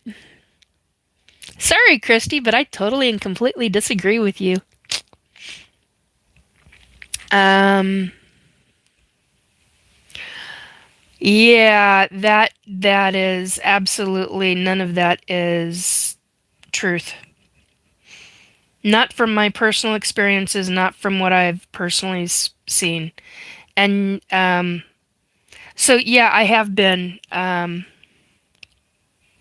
what is been on ET ships. I've been on SSP ships. SSP ships do not have living conscious metal. They are solid metal. The metal does not morph. The metal is not conscious in any way, shape, or form. Um, uh, okay, hang on. Metal spoon. Metal. Same kind of well, not the same kind of metal, but you get the idea. It's metal. It's regular, ordinary, ET, whatever kind of metal. They're using with global governments and ET stuff, nefarious ET stuff. So, anyway, Mandela effect. My opinion on the Mandela effect. Personally, I think CERN started that, and I also think certain people in certain people who control this planet have forced. So you're dealing with it. I think it's like a two or a threefold type of situation. You're dealing with people who control this planet. We're not talking governments. Think about what I'm saying. Have ordered corporations, like major international, global, worldwide corporations, to. There's too many things that do not jive. Like the fact that people are actually finding fruit of the loom. Yeah, I'm calling you guys out. Even though you guys got a good product, I am calling this company out because of the fact that there are people who have been able to definitively prove that there was a cornucopia in their thing, and other companies that have conformed. In my opinion, it's a way that they've conformed. So there's that aspect to everything as well. And I think they've been ordered to conform or pay dire consequences. What those dire consequences, I don't have a clue. But that's my opinion. That's what I think of that.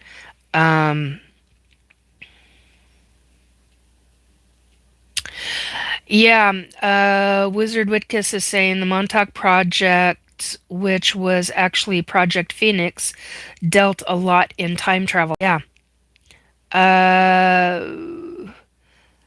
Cot. Okay, I don't know how to pronounce that full name, but I'm gonna say Cot. Hello, how you doing? Love from Azerbaijan. Azerbaijan. Okay. Azerbaijan. I've never been able to say that correctly. Anyway, please forgive me for the mispronunciation. Welcome to my chat. Uh,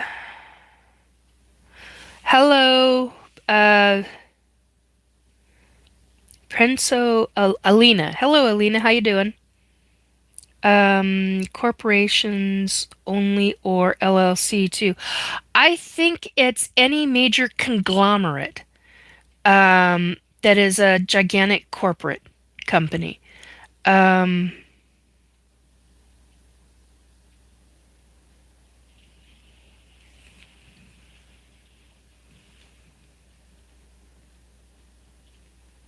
have you ever tried ASMR? No, I have not.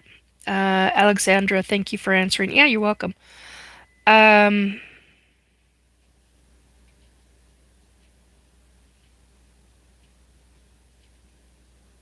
no, I don't think it does matter if they're publicly traded.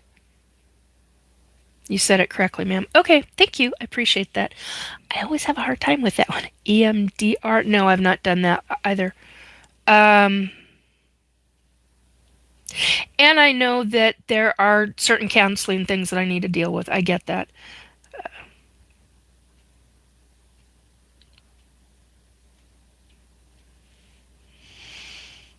Um,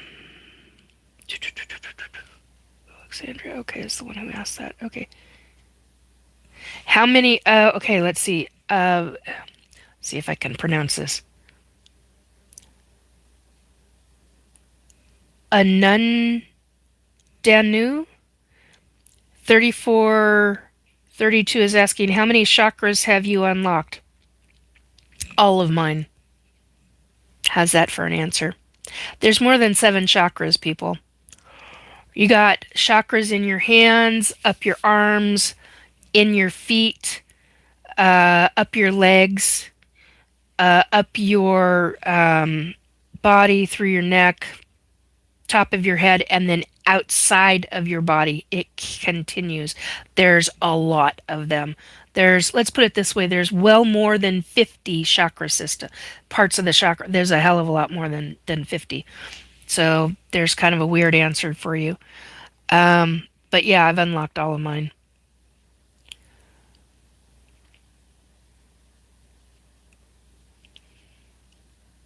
Um, okay, so let's see if I get the rest of this. I am not answering Code Miser. That is not appropriate.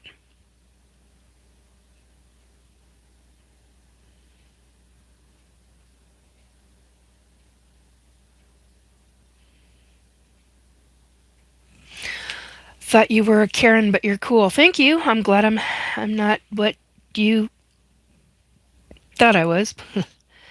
Fantastic vibrations. Thank you.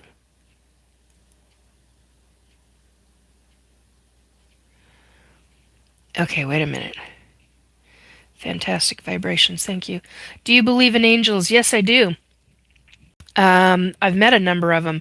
Matter of fact, as a matter of fact, now this goes back to 2020, 2020 or 2020. No, it was 2020. Because it was after 2019. It was both. Yeah, so 2020. Uh, I stopped counting it. He showed up. He was what I would call a prime angel. I don't know what else to call him, but I stopped counting at 25 feet. He was way taller than 25 feet. So go back and listen. I've got all kinds of stories about him. One specific story, but yeah, and I've worked with a number of different angels.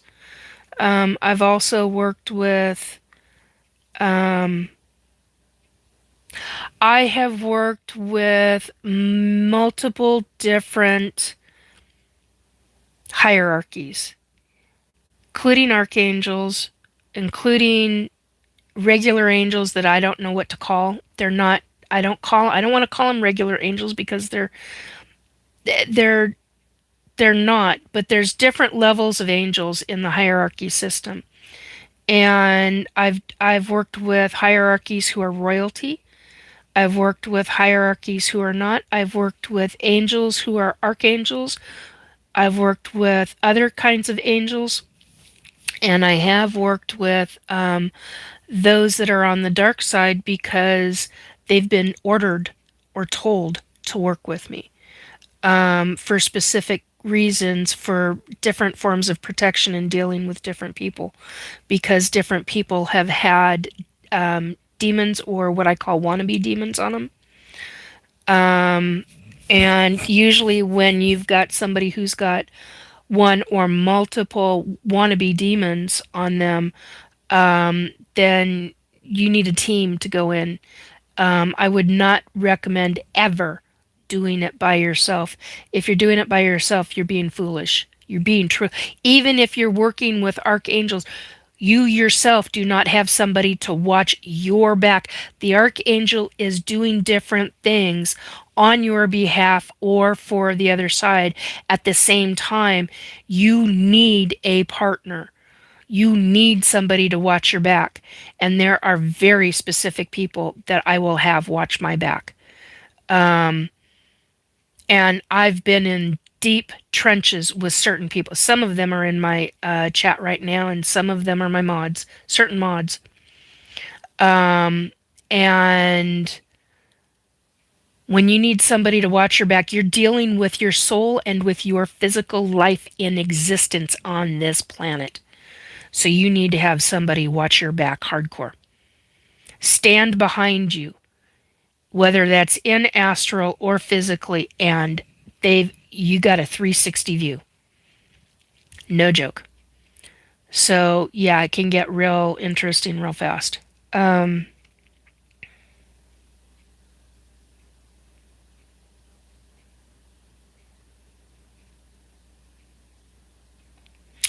uh, I'm new here. What you streaming about?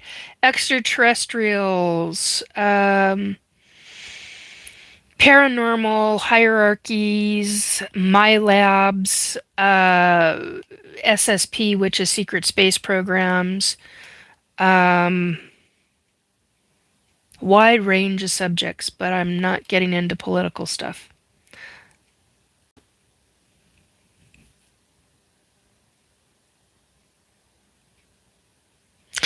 Oh, this is different stuff. How can I learn more? Go through my channel.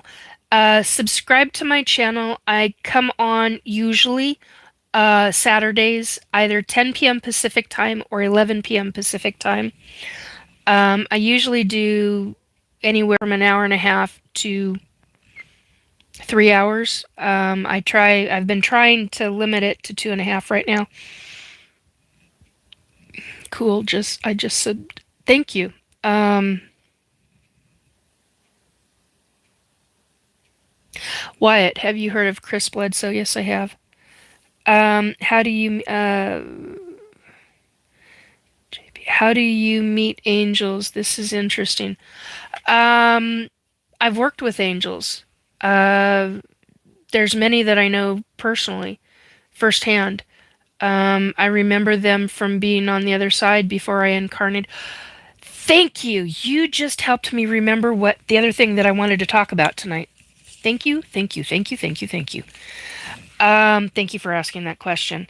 Um, so how do I meet angels? I ask. There was a time when oh, yeah, that's a different subject. Um, okay, so Thursday morning,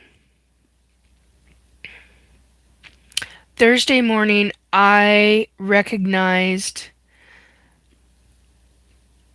I was doing the doom scrolling. I was just scrolling along, and a picture popped up on the screen,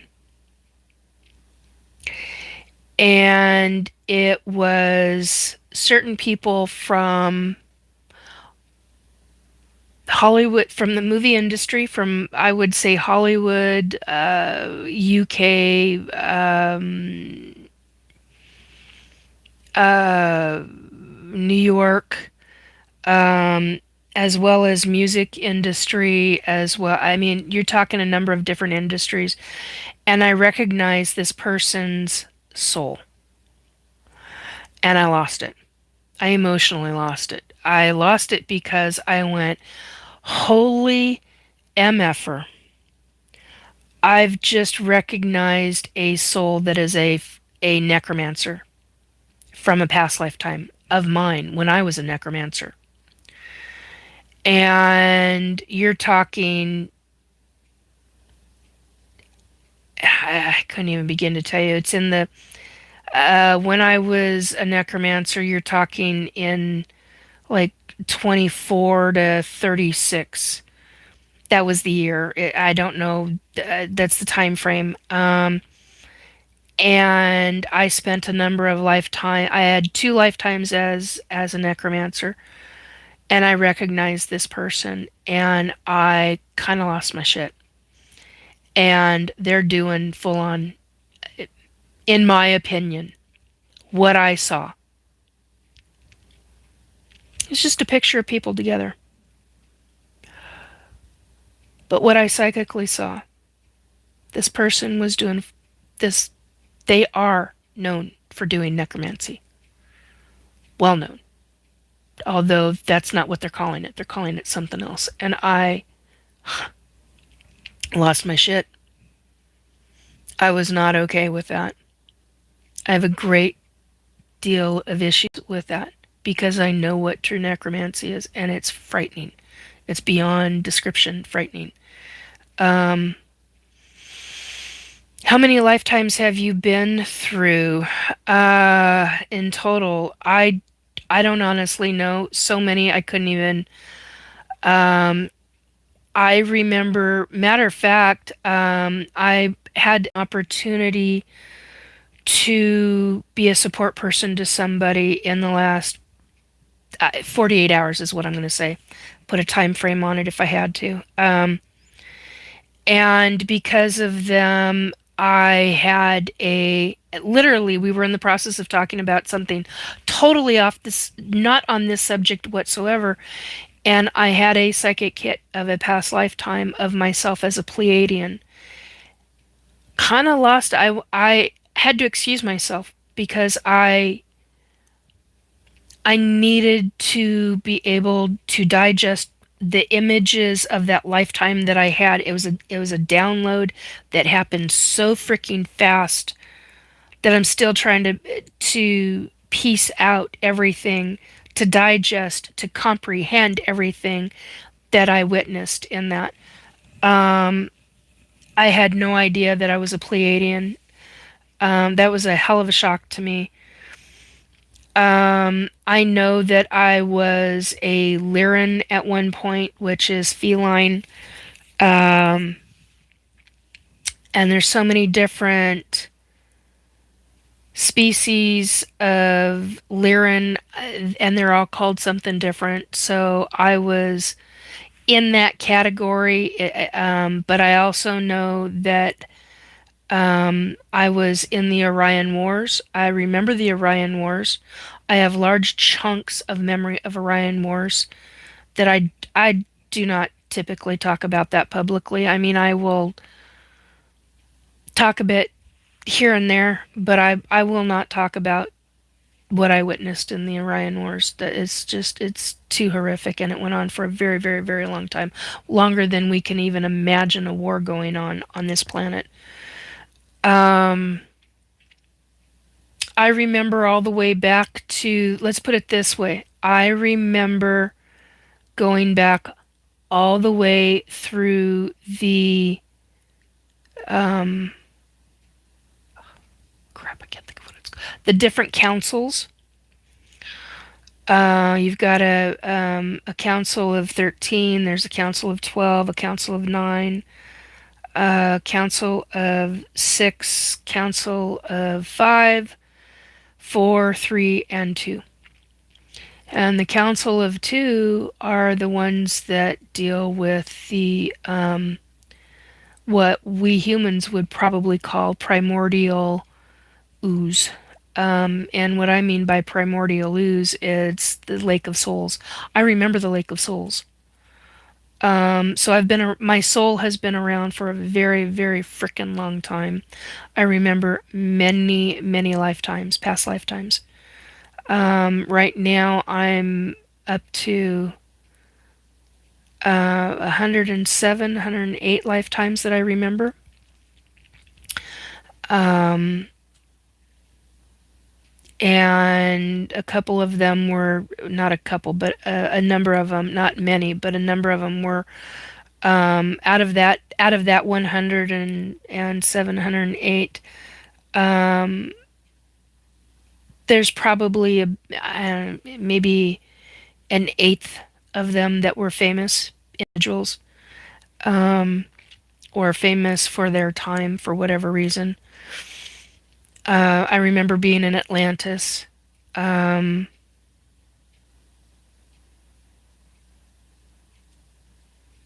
Weirdly, I remember the tunnels underneath the original location of the, God, I do this every time.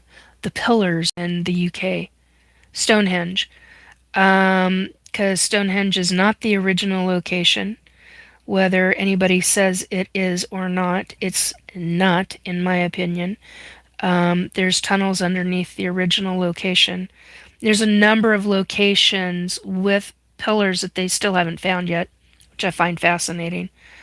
Um, but there's tunnels that different ETs hid in to get away from some of the Orion War situations, um, and situations before humans were humans on this planet. Um, don't give two shits if you believe me or not. That's my memories. It's what I remember, and that's fine if you don't believe it. I get it. 2022 on the numbers.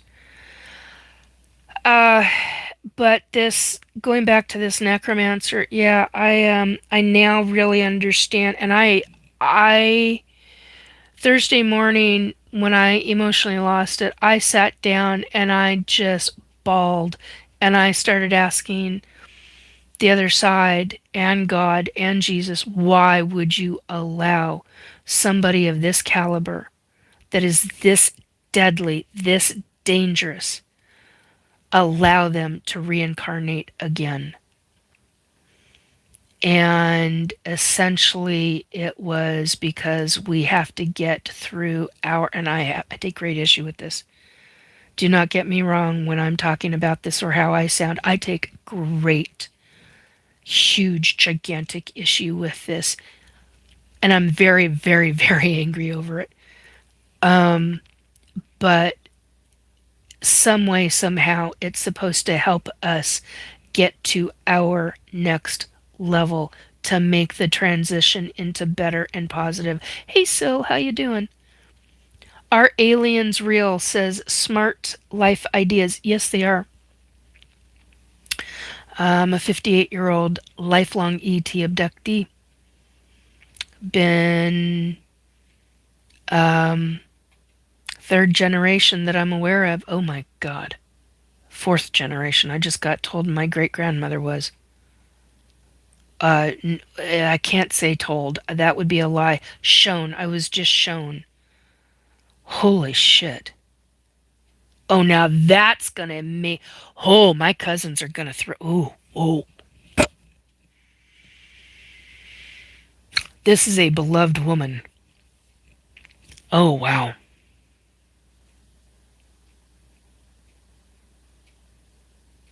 This is the great grandmother of a number of my cousins. Oh my God. Oh my God. Sorry. I'm getting new information left, right, and center That's the other thing I was going to talk about. Um,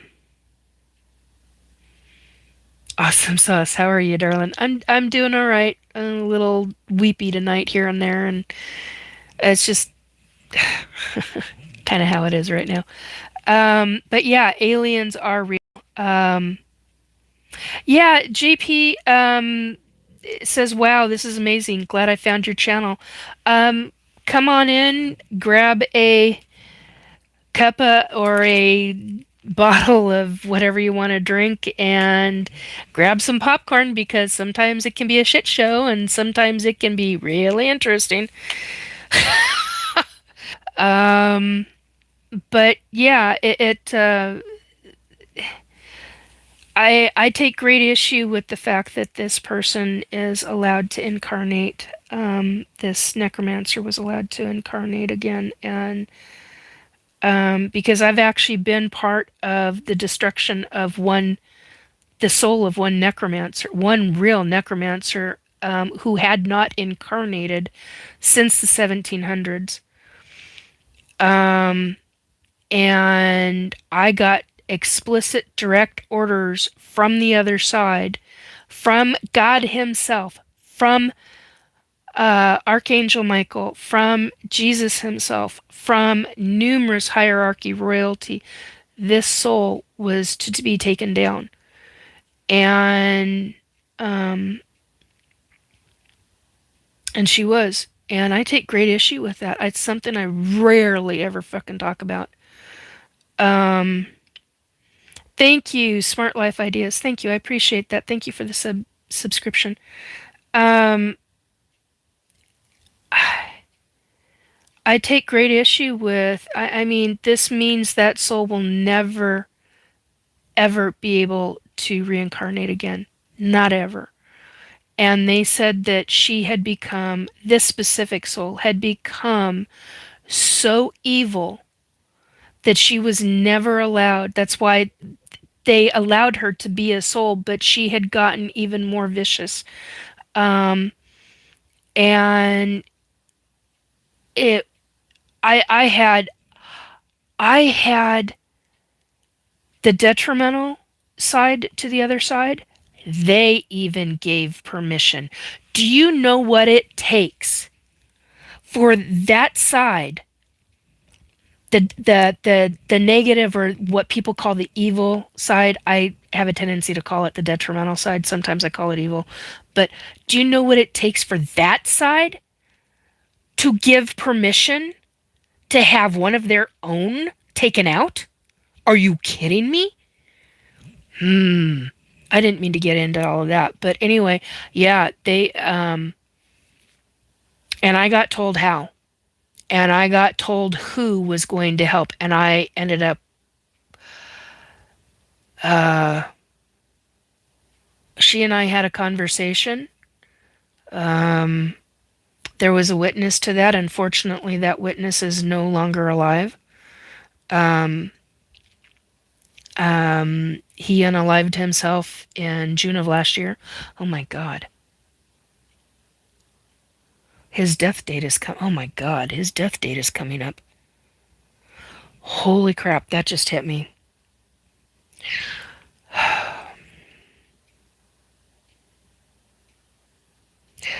That one's going to be a hard one. Sorry. But he and I ended up getting to witness her removal from existence. And let me tell you, yeah, JP, yeah, says she must have been pretty bad. For both sides, for both good and evil sides, to give permission for this to be done, and for me to be ordered to be the one to do it. And I'm like, why me? Because you have the know-how, you're in this physical body at this time, and I got told, oh my God, there were things that I got told that I still can't fathom. I still can't wrap my own mind around the information that I was told. And because I can't wrap my own mind around it, I'm not repeating it until I can. Because that would be, to me, that would, not unscrupulous. What is the word I'm looking for? There's a certain word I can't seem to grasp onto right now. It's almost like a legal word, but it's not. Anyway, yeah, until I can wrap my head around that, there's no way I'm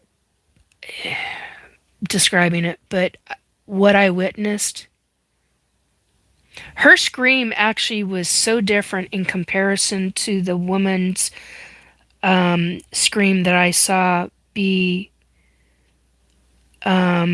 unalived by an ET on that planet.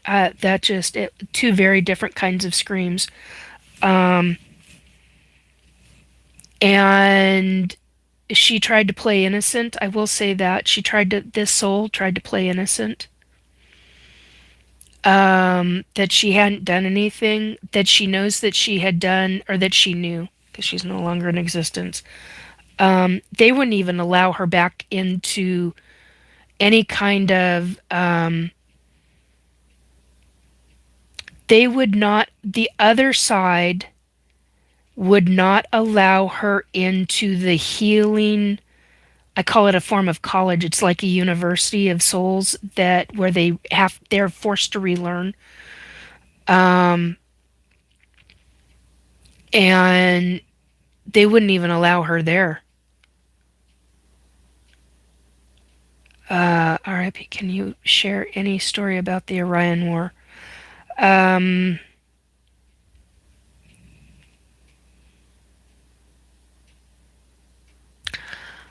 Maybe. I'm on the corner. This is backwards.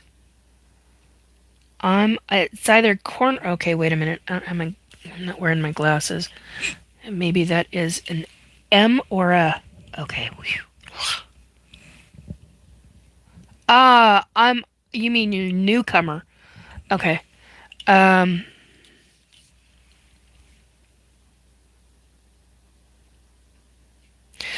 Anyway, so yeah, she was taken out, and it technically wasn't by me. I didn't have that kind of ability, although I was told I did. I was told I did by, no, I'm not going to name the angels. Because there were a number of different angels. But because of that situation, I learned, at that time, that was the time when, we crossed over 50 souls. And it was because of this necromancer that these 50 souls, and they were human, Sasquatch, different levels and different kinds of fae, and other kinds of beings. Um, and she had trapped them, and she was essentially were having them tortured. And it was really kind of a mind bender. And but I got to watch her. I got to watch her go out of existence. Very interesting form of a scream. And she then, when she denied that she had done everything, she had then, um, tried to beg for her life. And I'm like, this is out of my hands. You've got both sides you're screaming to. You're not screaming to me. Don't come at me. I said, you got to take it up with both sides. This is a fight that's not with me. And I'm just putting everybody together like I've been asked to, or told and ordered to. And I put everybody together, and I watched her, and they're the ones that did everything. And wow, it was a true mind F. Um, to see a soul go out of complete existence. And that was when, after she begged and pleaded for her soul's life, she then tried to do necromancy on me, and on the the man I knew, both of us in physical living existence at the time, and on every other, not other, but every person on the other side that was involved. She had no more power, no more abilities. They had stripped her. By that point, they had stripped her. So yeah, I've got stories about all kinds of stuff. This is one that I nobody's heard. Okay, nobody publicly has heard. Robert has heard this. Amy has heard this. A couple of other people that I know have heard this. People that I don't talk about, they know, because I was so mind effed over everything that I had experienced in that one situation, because we were saving souls. We were saving lives. We were saving souls.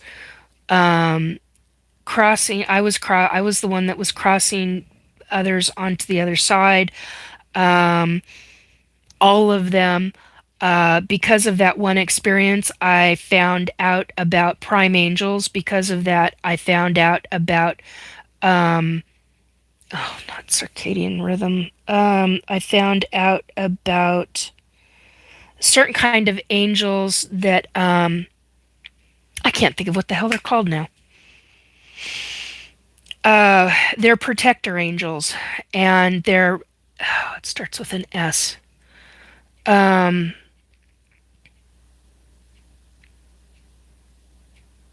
they're soldiers. They're a specific kind of angel that is a soldier, and they stand strong and they stand firm, and you don't mess with them.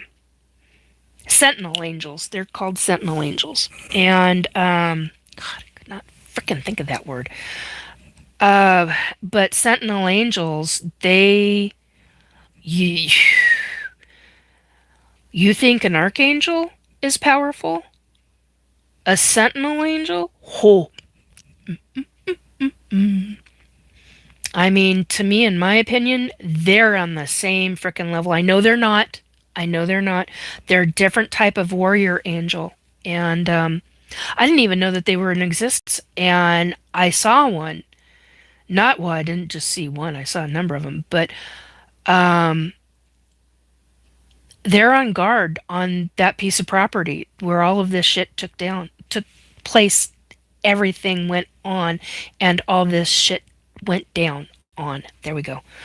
Um, Dyslexic brain drives me nuts sometimes. Anyway, so there's that aspect to things. This is really not what I wanted to talk about tonight, but kind of got off on to the subject of necromancers. Um, so yeah, that's well, it's one of those experiences. Um, excuse me, and I chose not to be a necromancer. I had 2 lifetimes of it, and I was damn good. I was really freaking good at it, and that is terrifying to me. Uh, Sentinel. And it's interesting now that you're asking that, Sil, because of the fact that in the 1990s, I used to be called the Sentinel Angel. So think about that. I mean, that to me is that right there is a mind F out. Yeah, I know, squeaky, squeaky, but I've got to move. Okay, hopefully I don't screech. Watch your ears, folks, because I gotta stand. I gotta move. Sorry. I did a really high pitch at that event on last Saturday, and boy, I did not mean to. Kind of got everybody's attention. Kind of freaked me out when I did it. But my tailbone and my low back were really bad, and God, it hurt. Okay, hang on. I'm avoiding doing this because I know how bad this is gonna hurt. Just a second. Hang on.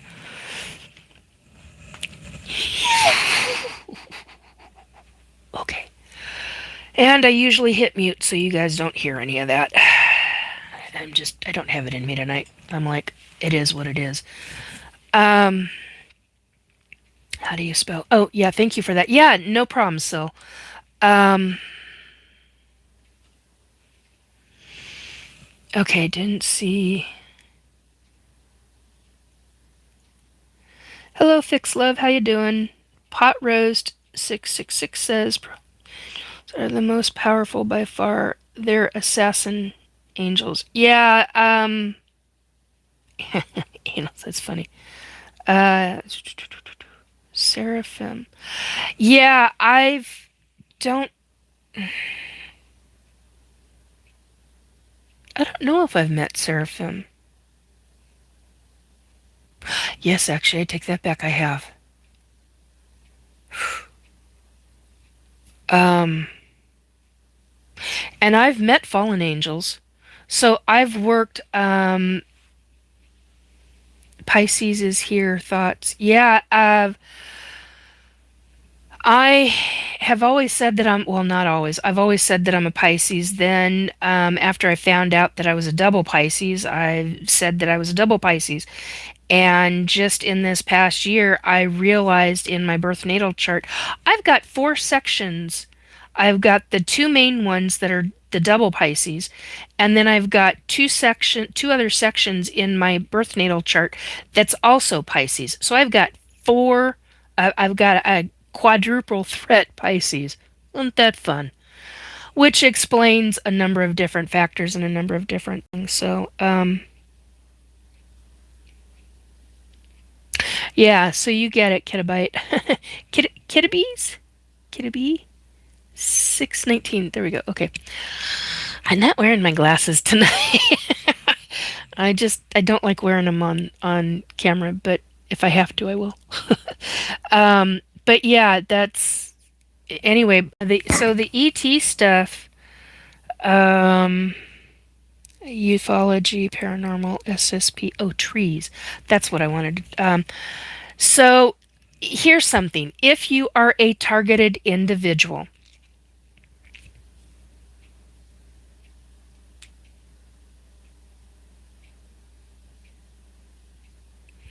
oh, honey, I don't know. Wyatt, I don't know. If you're born in April, so let's see, Pisces, Aries, uh, depends on what part of Aries or what part of April you're born in. So Aries, okay, other people have to correct me on this because I suck at this. I think, let's see, Pisces ends in March. So I think the first part of April is when it ends for Aries, and then it goes into, oh God, is it Taurus still? See, I don't remember. Um, yeah, Taurus, yeah, the bull. Um, ouch, oh, squeaky, squeaky. There's the arm of the chair. So, um, hopefully that answered a question. Trees, energy. So if this is what I was going to talk about, uh, if you are a targeted individual, get your butt over to a tree. If you have any abilities to where you can hear tree energy, not just feel it, but hear it, and they will talk to you. Ask which tree you can go to, or verbally ask which tree will allow me to connect with you to run energy. That's how you word it. To run energy. And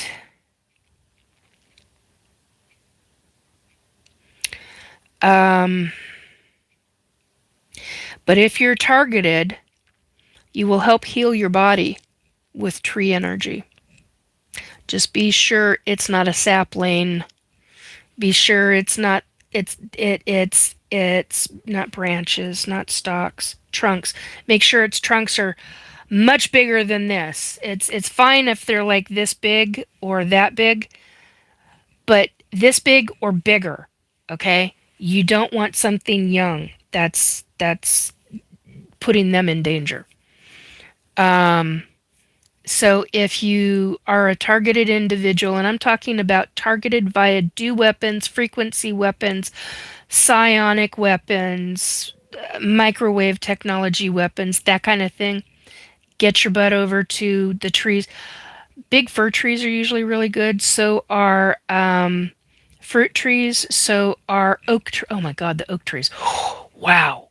Wow, oak trees are mind-boggling. They've got a specific kind of energy that is, for that matter, if you ever get to California and you get to the redwoods, Nat Mayfield, do you like Barry? Yeah, I do.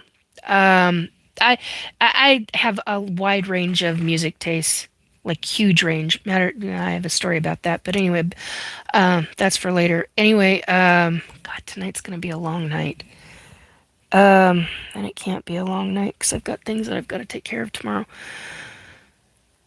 or later today. Because Happy Father's Day to all the dads. Um, but what I was going to say is if you like the redwoods, get to a redwoods because those are the oldest trees on this planet. Well, in the United States anyway. There's one of the oldest trees on the planet is a, God, I can never remember what the hell that thing is called. It's gigantic. The trunk of it is just freaking gigantic. Um, and I think there's only one left alive. I can't remember what country it's in. Um, oh, thank you. I hope you have a good Father's Day.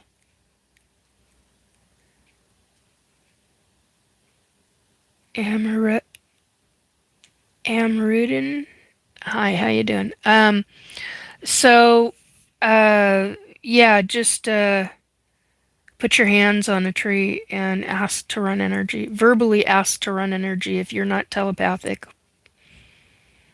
and can't hear them. And uh, you'll feel wonky if it's not right. Means that they don't want you to run energy. So when you feel the energy and it feels like it's flowing and or you get lightheaded, that's another sign that you've got energy flow with a tree. If you've got both hands on a tree, anyway. But just be aware of that. If you're a targeted individual with these kind of weapons, or from these kind of weapons, then get yourself to some tree energy. Yeah, and helping would, the other thing that would be helping would be bare feet on ground, preferably not cement. Africa, I don't remember where it's at. It's possible it's Africa, but I don't remember where that tree is at. Um, yeah, I've always wanted to plant like 2 to 4 redwoods on any piece of property I end up owning. And I don't even know if that's possible. I've read all kinds of stories over the years about that kind of thing, so I don't even know if it's possible. There's a number of different kinds of trees. Actually, there's a big piece of property that I want, and I want the ETs to be able to come to it, and I want the Sasquatch to be able to come to it. I want a fully collective, integrated piece of property. Um, so yeah, there's a number of things I want to do. I want to have like a little fruit and veg farm for myself and my family and or my loved ones, I suppose is how I should word that. Or those that I consider my loved ones. And there's a lot of philan- philanthropy thing. Sorry, thought I had a spider on the wall. Um, and I usually let spiders live in my home, so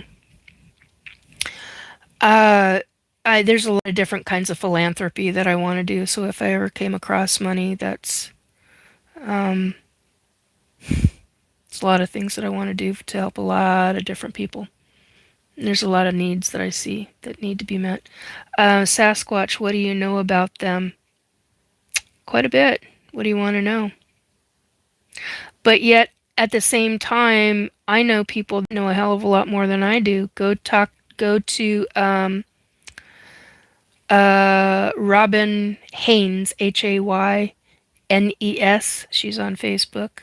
She's also on the YouTube channel, periodically on the YouTube channel, at least weekly, on the YouTube channel Spaced Out Radio with Dave Scott. Also go to, oh my God, I do this every time. I'm so sorry. Duke Sullivan, but you're not going to find him with that name. You're going to find him listed on his channel at World Bigfoot. I think it's Central. I think I did this last time. It's either Central or Radio. World Bigfoot Central or World Bigfoot Radio. Anyway, I think it's World Bigfoot Radio. Duke Sullivan. Really good information. Um, about Sasquatch. There's a number of others. If you go through my YouTube channel and look under the playlists, I think is what YouTube calls them, and scroll down in the file folders, you will find uh, the different things that I've put in there for different things that are important to me, and different people that I highly recommend. So there's a lot of people. ET abductees, targeted people, gate program people, um, uh, SRA. Oh God, there's a long list. SSP, MK Ultra. Oh God, there's so many on that. MiLabs. The person that you want to speak to is Misha, Miesha Johnston. Johnston.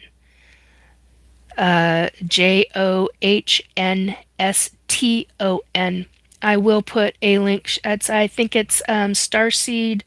Her website is starseedawakening.org. Go look her up. She's got some really good information, and she's got some really good support groups. Another one that I had heard that had support groups or counseling is Geraldine Orozco. Night watches. Misha does night watches. So does I believe Melinda Leslie and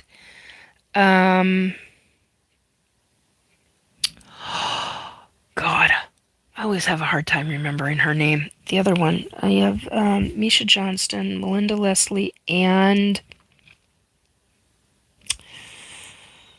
oh, I'm so sorry, my dear. I can't think of your name now. But anyway, Pacific Northwest Greens. Hey, how you doing, hun? Hi, Clara. Witch King says blessings to you all. Hello. Um, Christy Campbell. No, that's not. Uh, Melinda. Okay. Um, she is out of. God, I can't remember where Melinda is. Okay, so there's one in California, and then there's one in Arizona, Sedona, Arizona. And I always, always, always confuse the two. And it drives me nuts. I'm not remembering her name.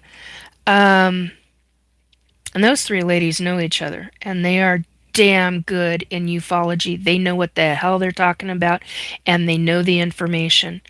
And I highly recommend all three of them. Anyway, all three are in my playlists. So go into the playlists, um, and I'll try to put links in for the links that you'll need. And hello, hello. Okay, let's put it on this side. I need to put Melinda.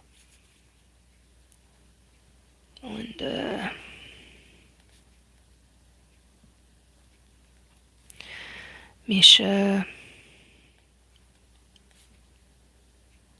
And oh my God, it's gonna drive me nuts. I can't think of her name.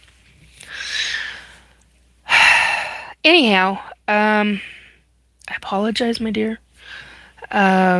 Anyway, and then there's another woman who's been in ufology as long as these three ladies, if not longer, and wow. And she's not talked about very often anymore. In 2018, 2019, and 2020, she really was. Excuse me, but I rarely hear her talked about anymore. And these four women are phenomenal. They know their stuff, and they know how things have operated. And yeah, they get targeted, or they have been targeted different times. So anyway, so there's that. Let's see, SSP gate targeting. Oh, does anybody remember regarding gate? Does anybody remember the Zenzer cards? Um, Government asset in astral.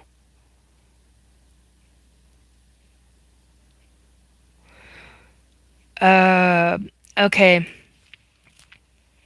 Confirmation from a psychic. I'm going through my list. Confirmation from a psychic friend who psychically and mediumship wise was told that I have people trying to continue to suppress my abilities and that they are trying to quote unquote block, end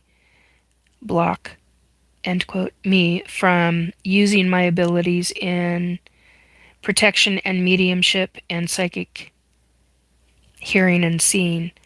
Um, Talked about the MiLabs. I talked about one of the MiLabs situations. Oh, somebody had asked me to talk about if you're still here. Oh God, I gotta find you again. Uh,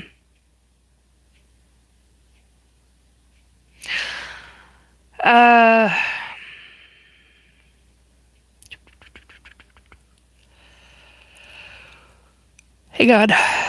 Somebody asked me about. What the hell was it?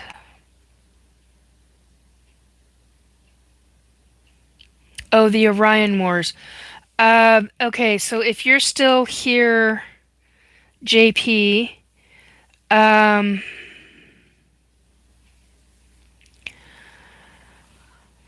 I remember being in hand to hand. It's one of the lifetimes that I remember being in. I remember being an extraterrestrial. I don't remember what I was, but I remember being in the Orion Wars, and I remember being in hand to hand combat. Um, I also remember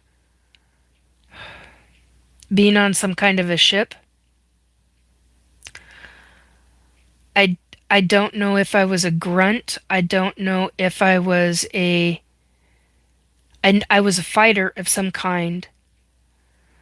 I remember weapons. I remember weapons fire. Weapons fire is blue. It's a very specific color of blue. Um, the weaponry was black. It had kind of a creamy beige white. I can't tell if it's writing, but there's lines on it, but it's mostly black. There's an energy. We're talking like a pointy stick, as some people call it. It's a big one. It's big. Um, there's a blue. It's a very specific color of blue in a window, and the amount it tells you how much energy is in left in that for firing it. Um,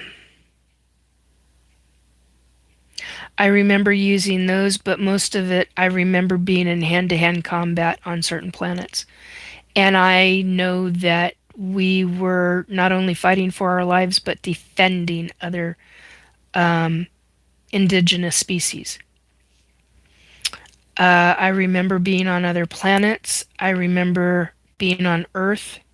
I remember being under those tunnels at some point, um, waiting for pickups, trying to get certain extraterrestrials off planet that had tried to come to stay here on Earth. Um, I don't remember what the time frame was, um, but I remember a planet being on a planet that was like Earth as well. So there's just a few little things. Somebody had asked, was it Shirley? Oh no, no, it wasn't Shirley MacLaine. Um, no, this is their. They spent this specific person spent their entire life uh, in ufology, let's put it that way. Um, just can't think of her name. It's driving me nuts. We fought the reptile people, the who worship Saturn. Ew, that's an interesting. Hello, Diamonds. 88, 88, 8. A lot of eights. Um, Somebody had asked me about a musician. Nate Manfield J8D says, "Do you like Barry Manilow?" Yeah, I like a lot of different musicians. Um, I'm so eclectic. I like almost everything but acid rock. I can't handle that. Um, so yeah, I'm one for folk music. I like heavy metal. I like instrumental. Um, Throat music. I mean everything under the sun. Cultural music. I have a wide range of music likes and loves and all of that. Um, and speaking of loves, this is just something I gotta do because my hands are starting to bug me. Um, Lotion. Um, so what else? I want to make sure that I hit everything tonight because there was such a long list. Yeah, computer screens, remember bits and pieces. Oh, regarding the MiLabs, I remember bits and pieces, and the adults' attitudes towards us children was nasty to the point of viciousness if we had any troubles. There was also some kind of testing, psychic testing done. Um, let's see what else. I think that's pretty much it for tonight. Kind of a mix all of a lot of different things. Uh, but the Barry Manilow thing, the reason why I kept coming back to it is because my mom and I went and saw him in the 80s when he was in Seattle. He was at the Seattle Center Coliseum. And I don't remember what year it was. I can't remember if it was 85 or 87, 85, 86, 87, something like that. Um, or was it 88? Trying to remember if I was in Skagit County or if I was in Seattle by that point. I don't remember right now. I literally don't remember. Anyway, which is weird. It's possible it was 88 or 80, even 89. Anyway, somewhere between 85 and 89, he was at the Seattle Center Coliseum, and it's one of the memories that I deeply treasure with my mom because she loved she loved his music so much, and I really liked his music. And the guy at the time, he was a very, very good performer. Um, and I know he's been in the news periodically recently, and I know he's had different medical health issues and stuff like that. So I do wish him well. Um, and yeah, I am a fan of all the. I haven't heard any of the newer stuff if he's done newer stuff. So, um, but I'm like that with a lot of musicians, a lot of singers, a lot of bands and things like that. I love. Oh my God, some of my I like Judas Priest. I like there's I can't think of all the different things. So, um, do you have a map? A map of what, dear? Uh,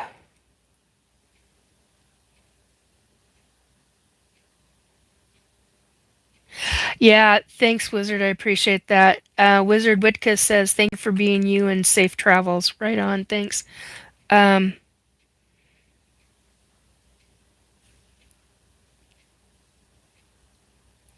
Quadruple OF5W9Y says, "I keep getting lost in your eyes." I get that. I understand that. Um, yeah, for whatever reason, Blue Eyes does stuff for people, so it's like it's okay. No worries. Um, yeah, so it's fine. I get that periodically. I used to get it a lot, a lot when I first started. And oh, we were public with the UFOI team, and people didn't then, but I'd get different messages later. Stuff I haven't talked about.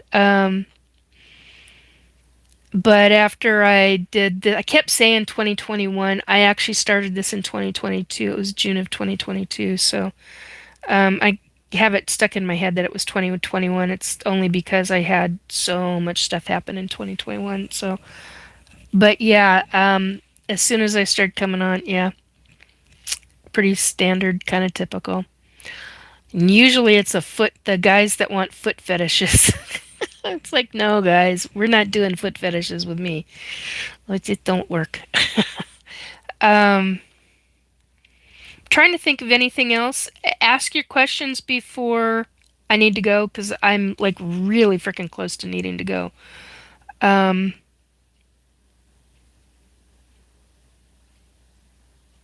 our kite braves baseball. Grand mommy, hello. How you doing? Yeah, so I'll get her name. Sil says, "Damn, would love to know her name." Well, you're on my Facebook page now, my dear. When I find it, you'll see it. She's actually I have she's on my psychic medium, my Facebook psychic medium page. Um, I've posted her. She just keeps scrolling. You'll find her. Um, love Cheryl Costa too because oh my God, that woman can do phenomenal things. Statistician, I think is how you pronounce what she does now. Um, yeah, you're welcome. So, and she, Anya,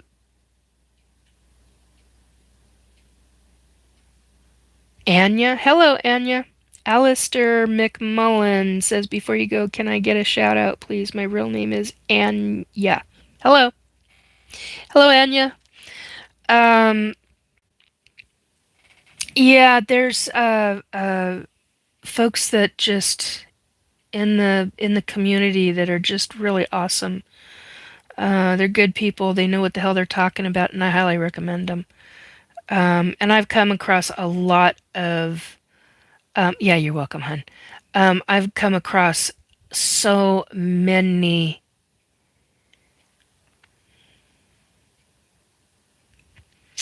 folks who are not so good, um, and people you really, really steer clear of. Um, Hello, Trey Self 3687. Hi.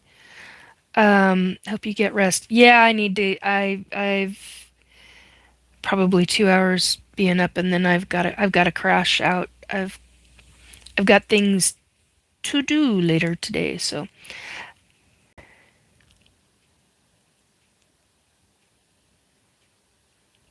Saturn, Diamond. I'm not even sure how to. I'm 58, Mr. Smith.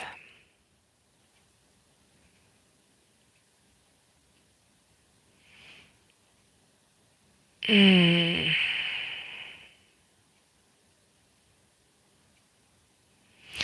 Diamond says, how do we prevent Saturn from harnessing our friend's energy in these times of spiritual warfare?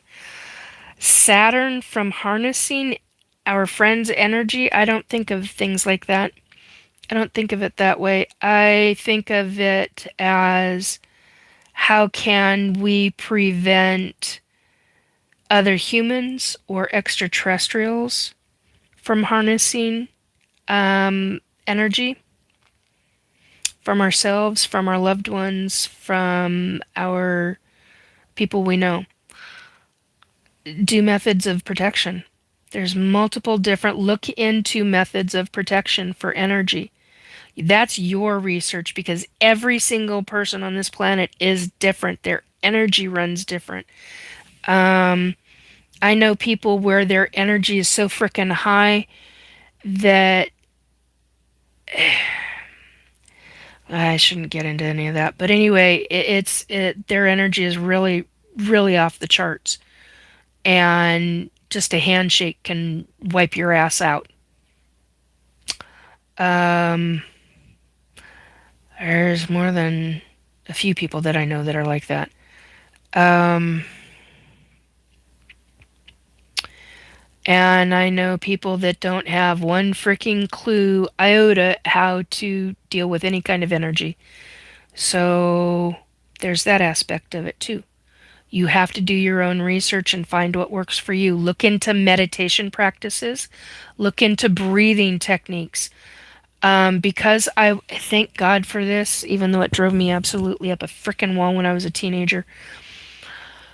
When I was in seventh grade, I was put into band, and I played flute and was taught how to breathe. Well, because of 2020, thank God I was, because it saved my life. Um, my deep breathing techniques taught me how to deep breathing from the diaphragm uh, will teach you more than you can ever imagine, and especially when you get into meditation. We as humans do not take deep enough breaths as it is. And we really need to be doing that, and we need to be paying attention to that. It's part of our energy, and we need to tap into that core. Um, Tap into the core energy of your own self and deal with that deep breathing to the lower levels of your to the lowest level of your diaphragm and get it trained. Start training your lungs. Now, people will call that medical. I do not. I call that metaphysical. It is a form of metaphysical and physical training. So I highly recommend people doing that because that will help with meditation, breathing. It will help with quote unquote grounding and centering, end quote. It'll help with a lot of different things. And if you're in a trauma situation, it can help you with your breathing in helping to control your endorphins, your I had a brain fart now. Uh, Energy when it gets too high, adrenaline. When you get to the adrenaline level, and it can make a major difference. Um,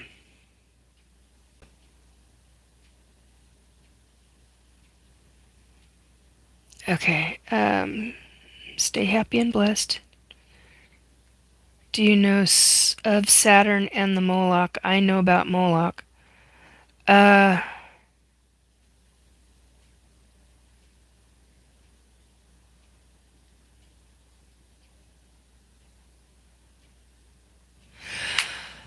okay. Hang on.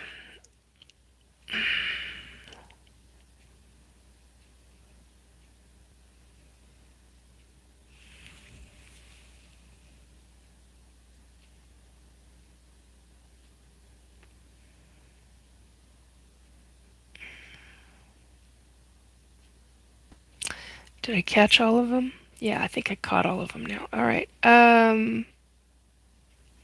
Solar plexus. Yes, thank you. Love mindfulness and yoga. Yeah, I need to get and do yoga. It's another one that I would highly recommend. Anything that can help the flow of energy in the body. Uh,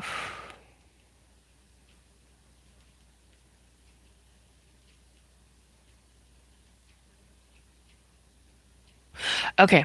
I think I got through everybody right now.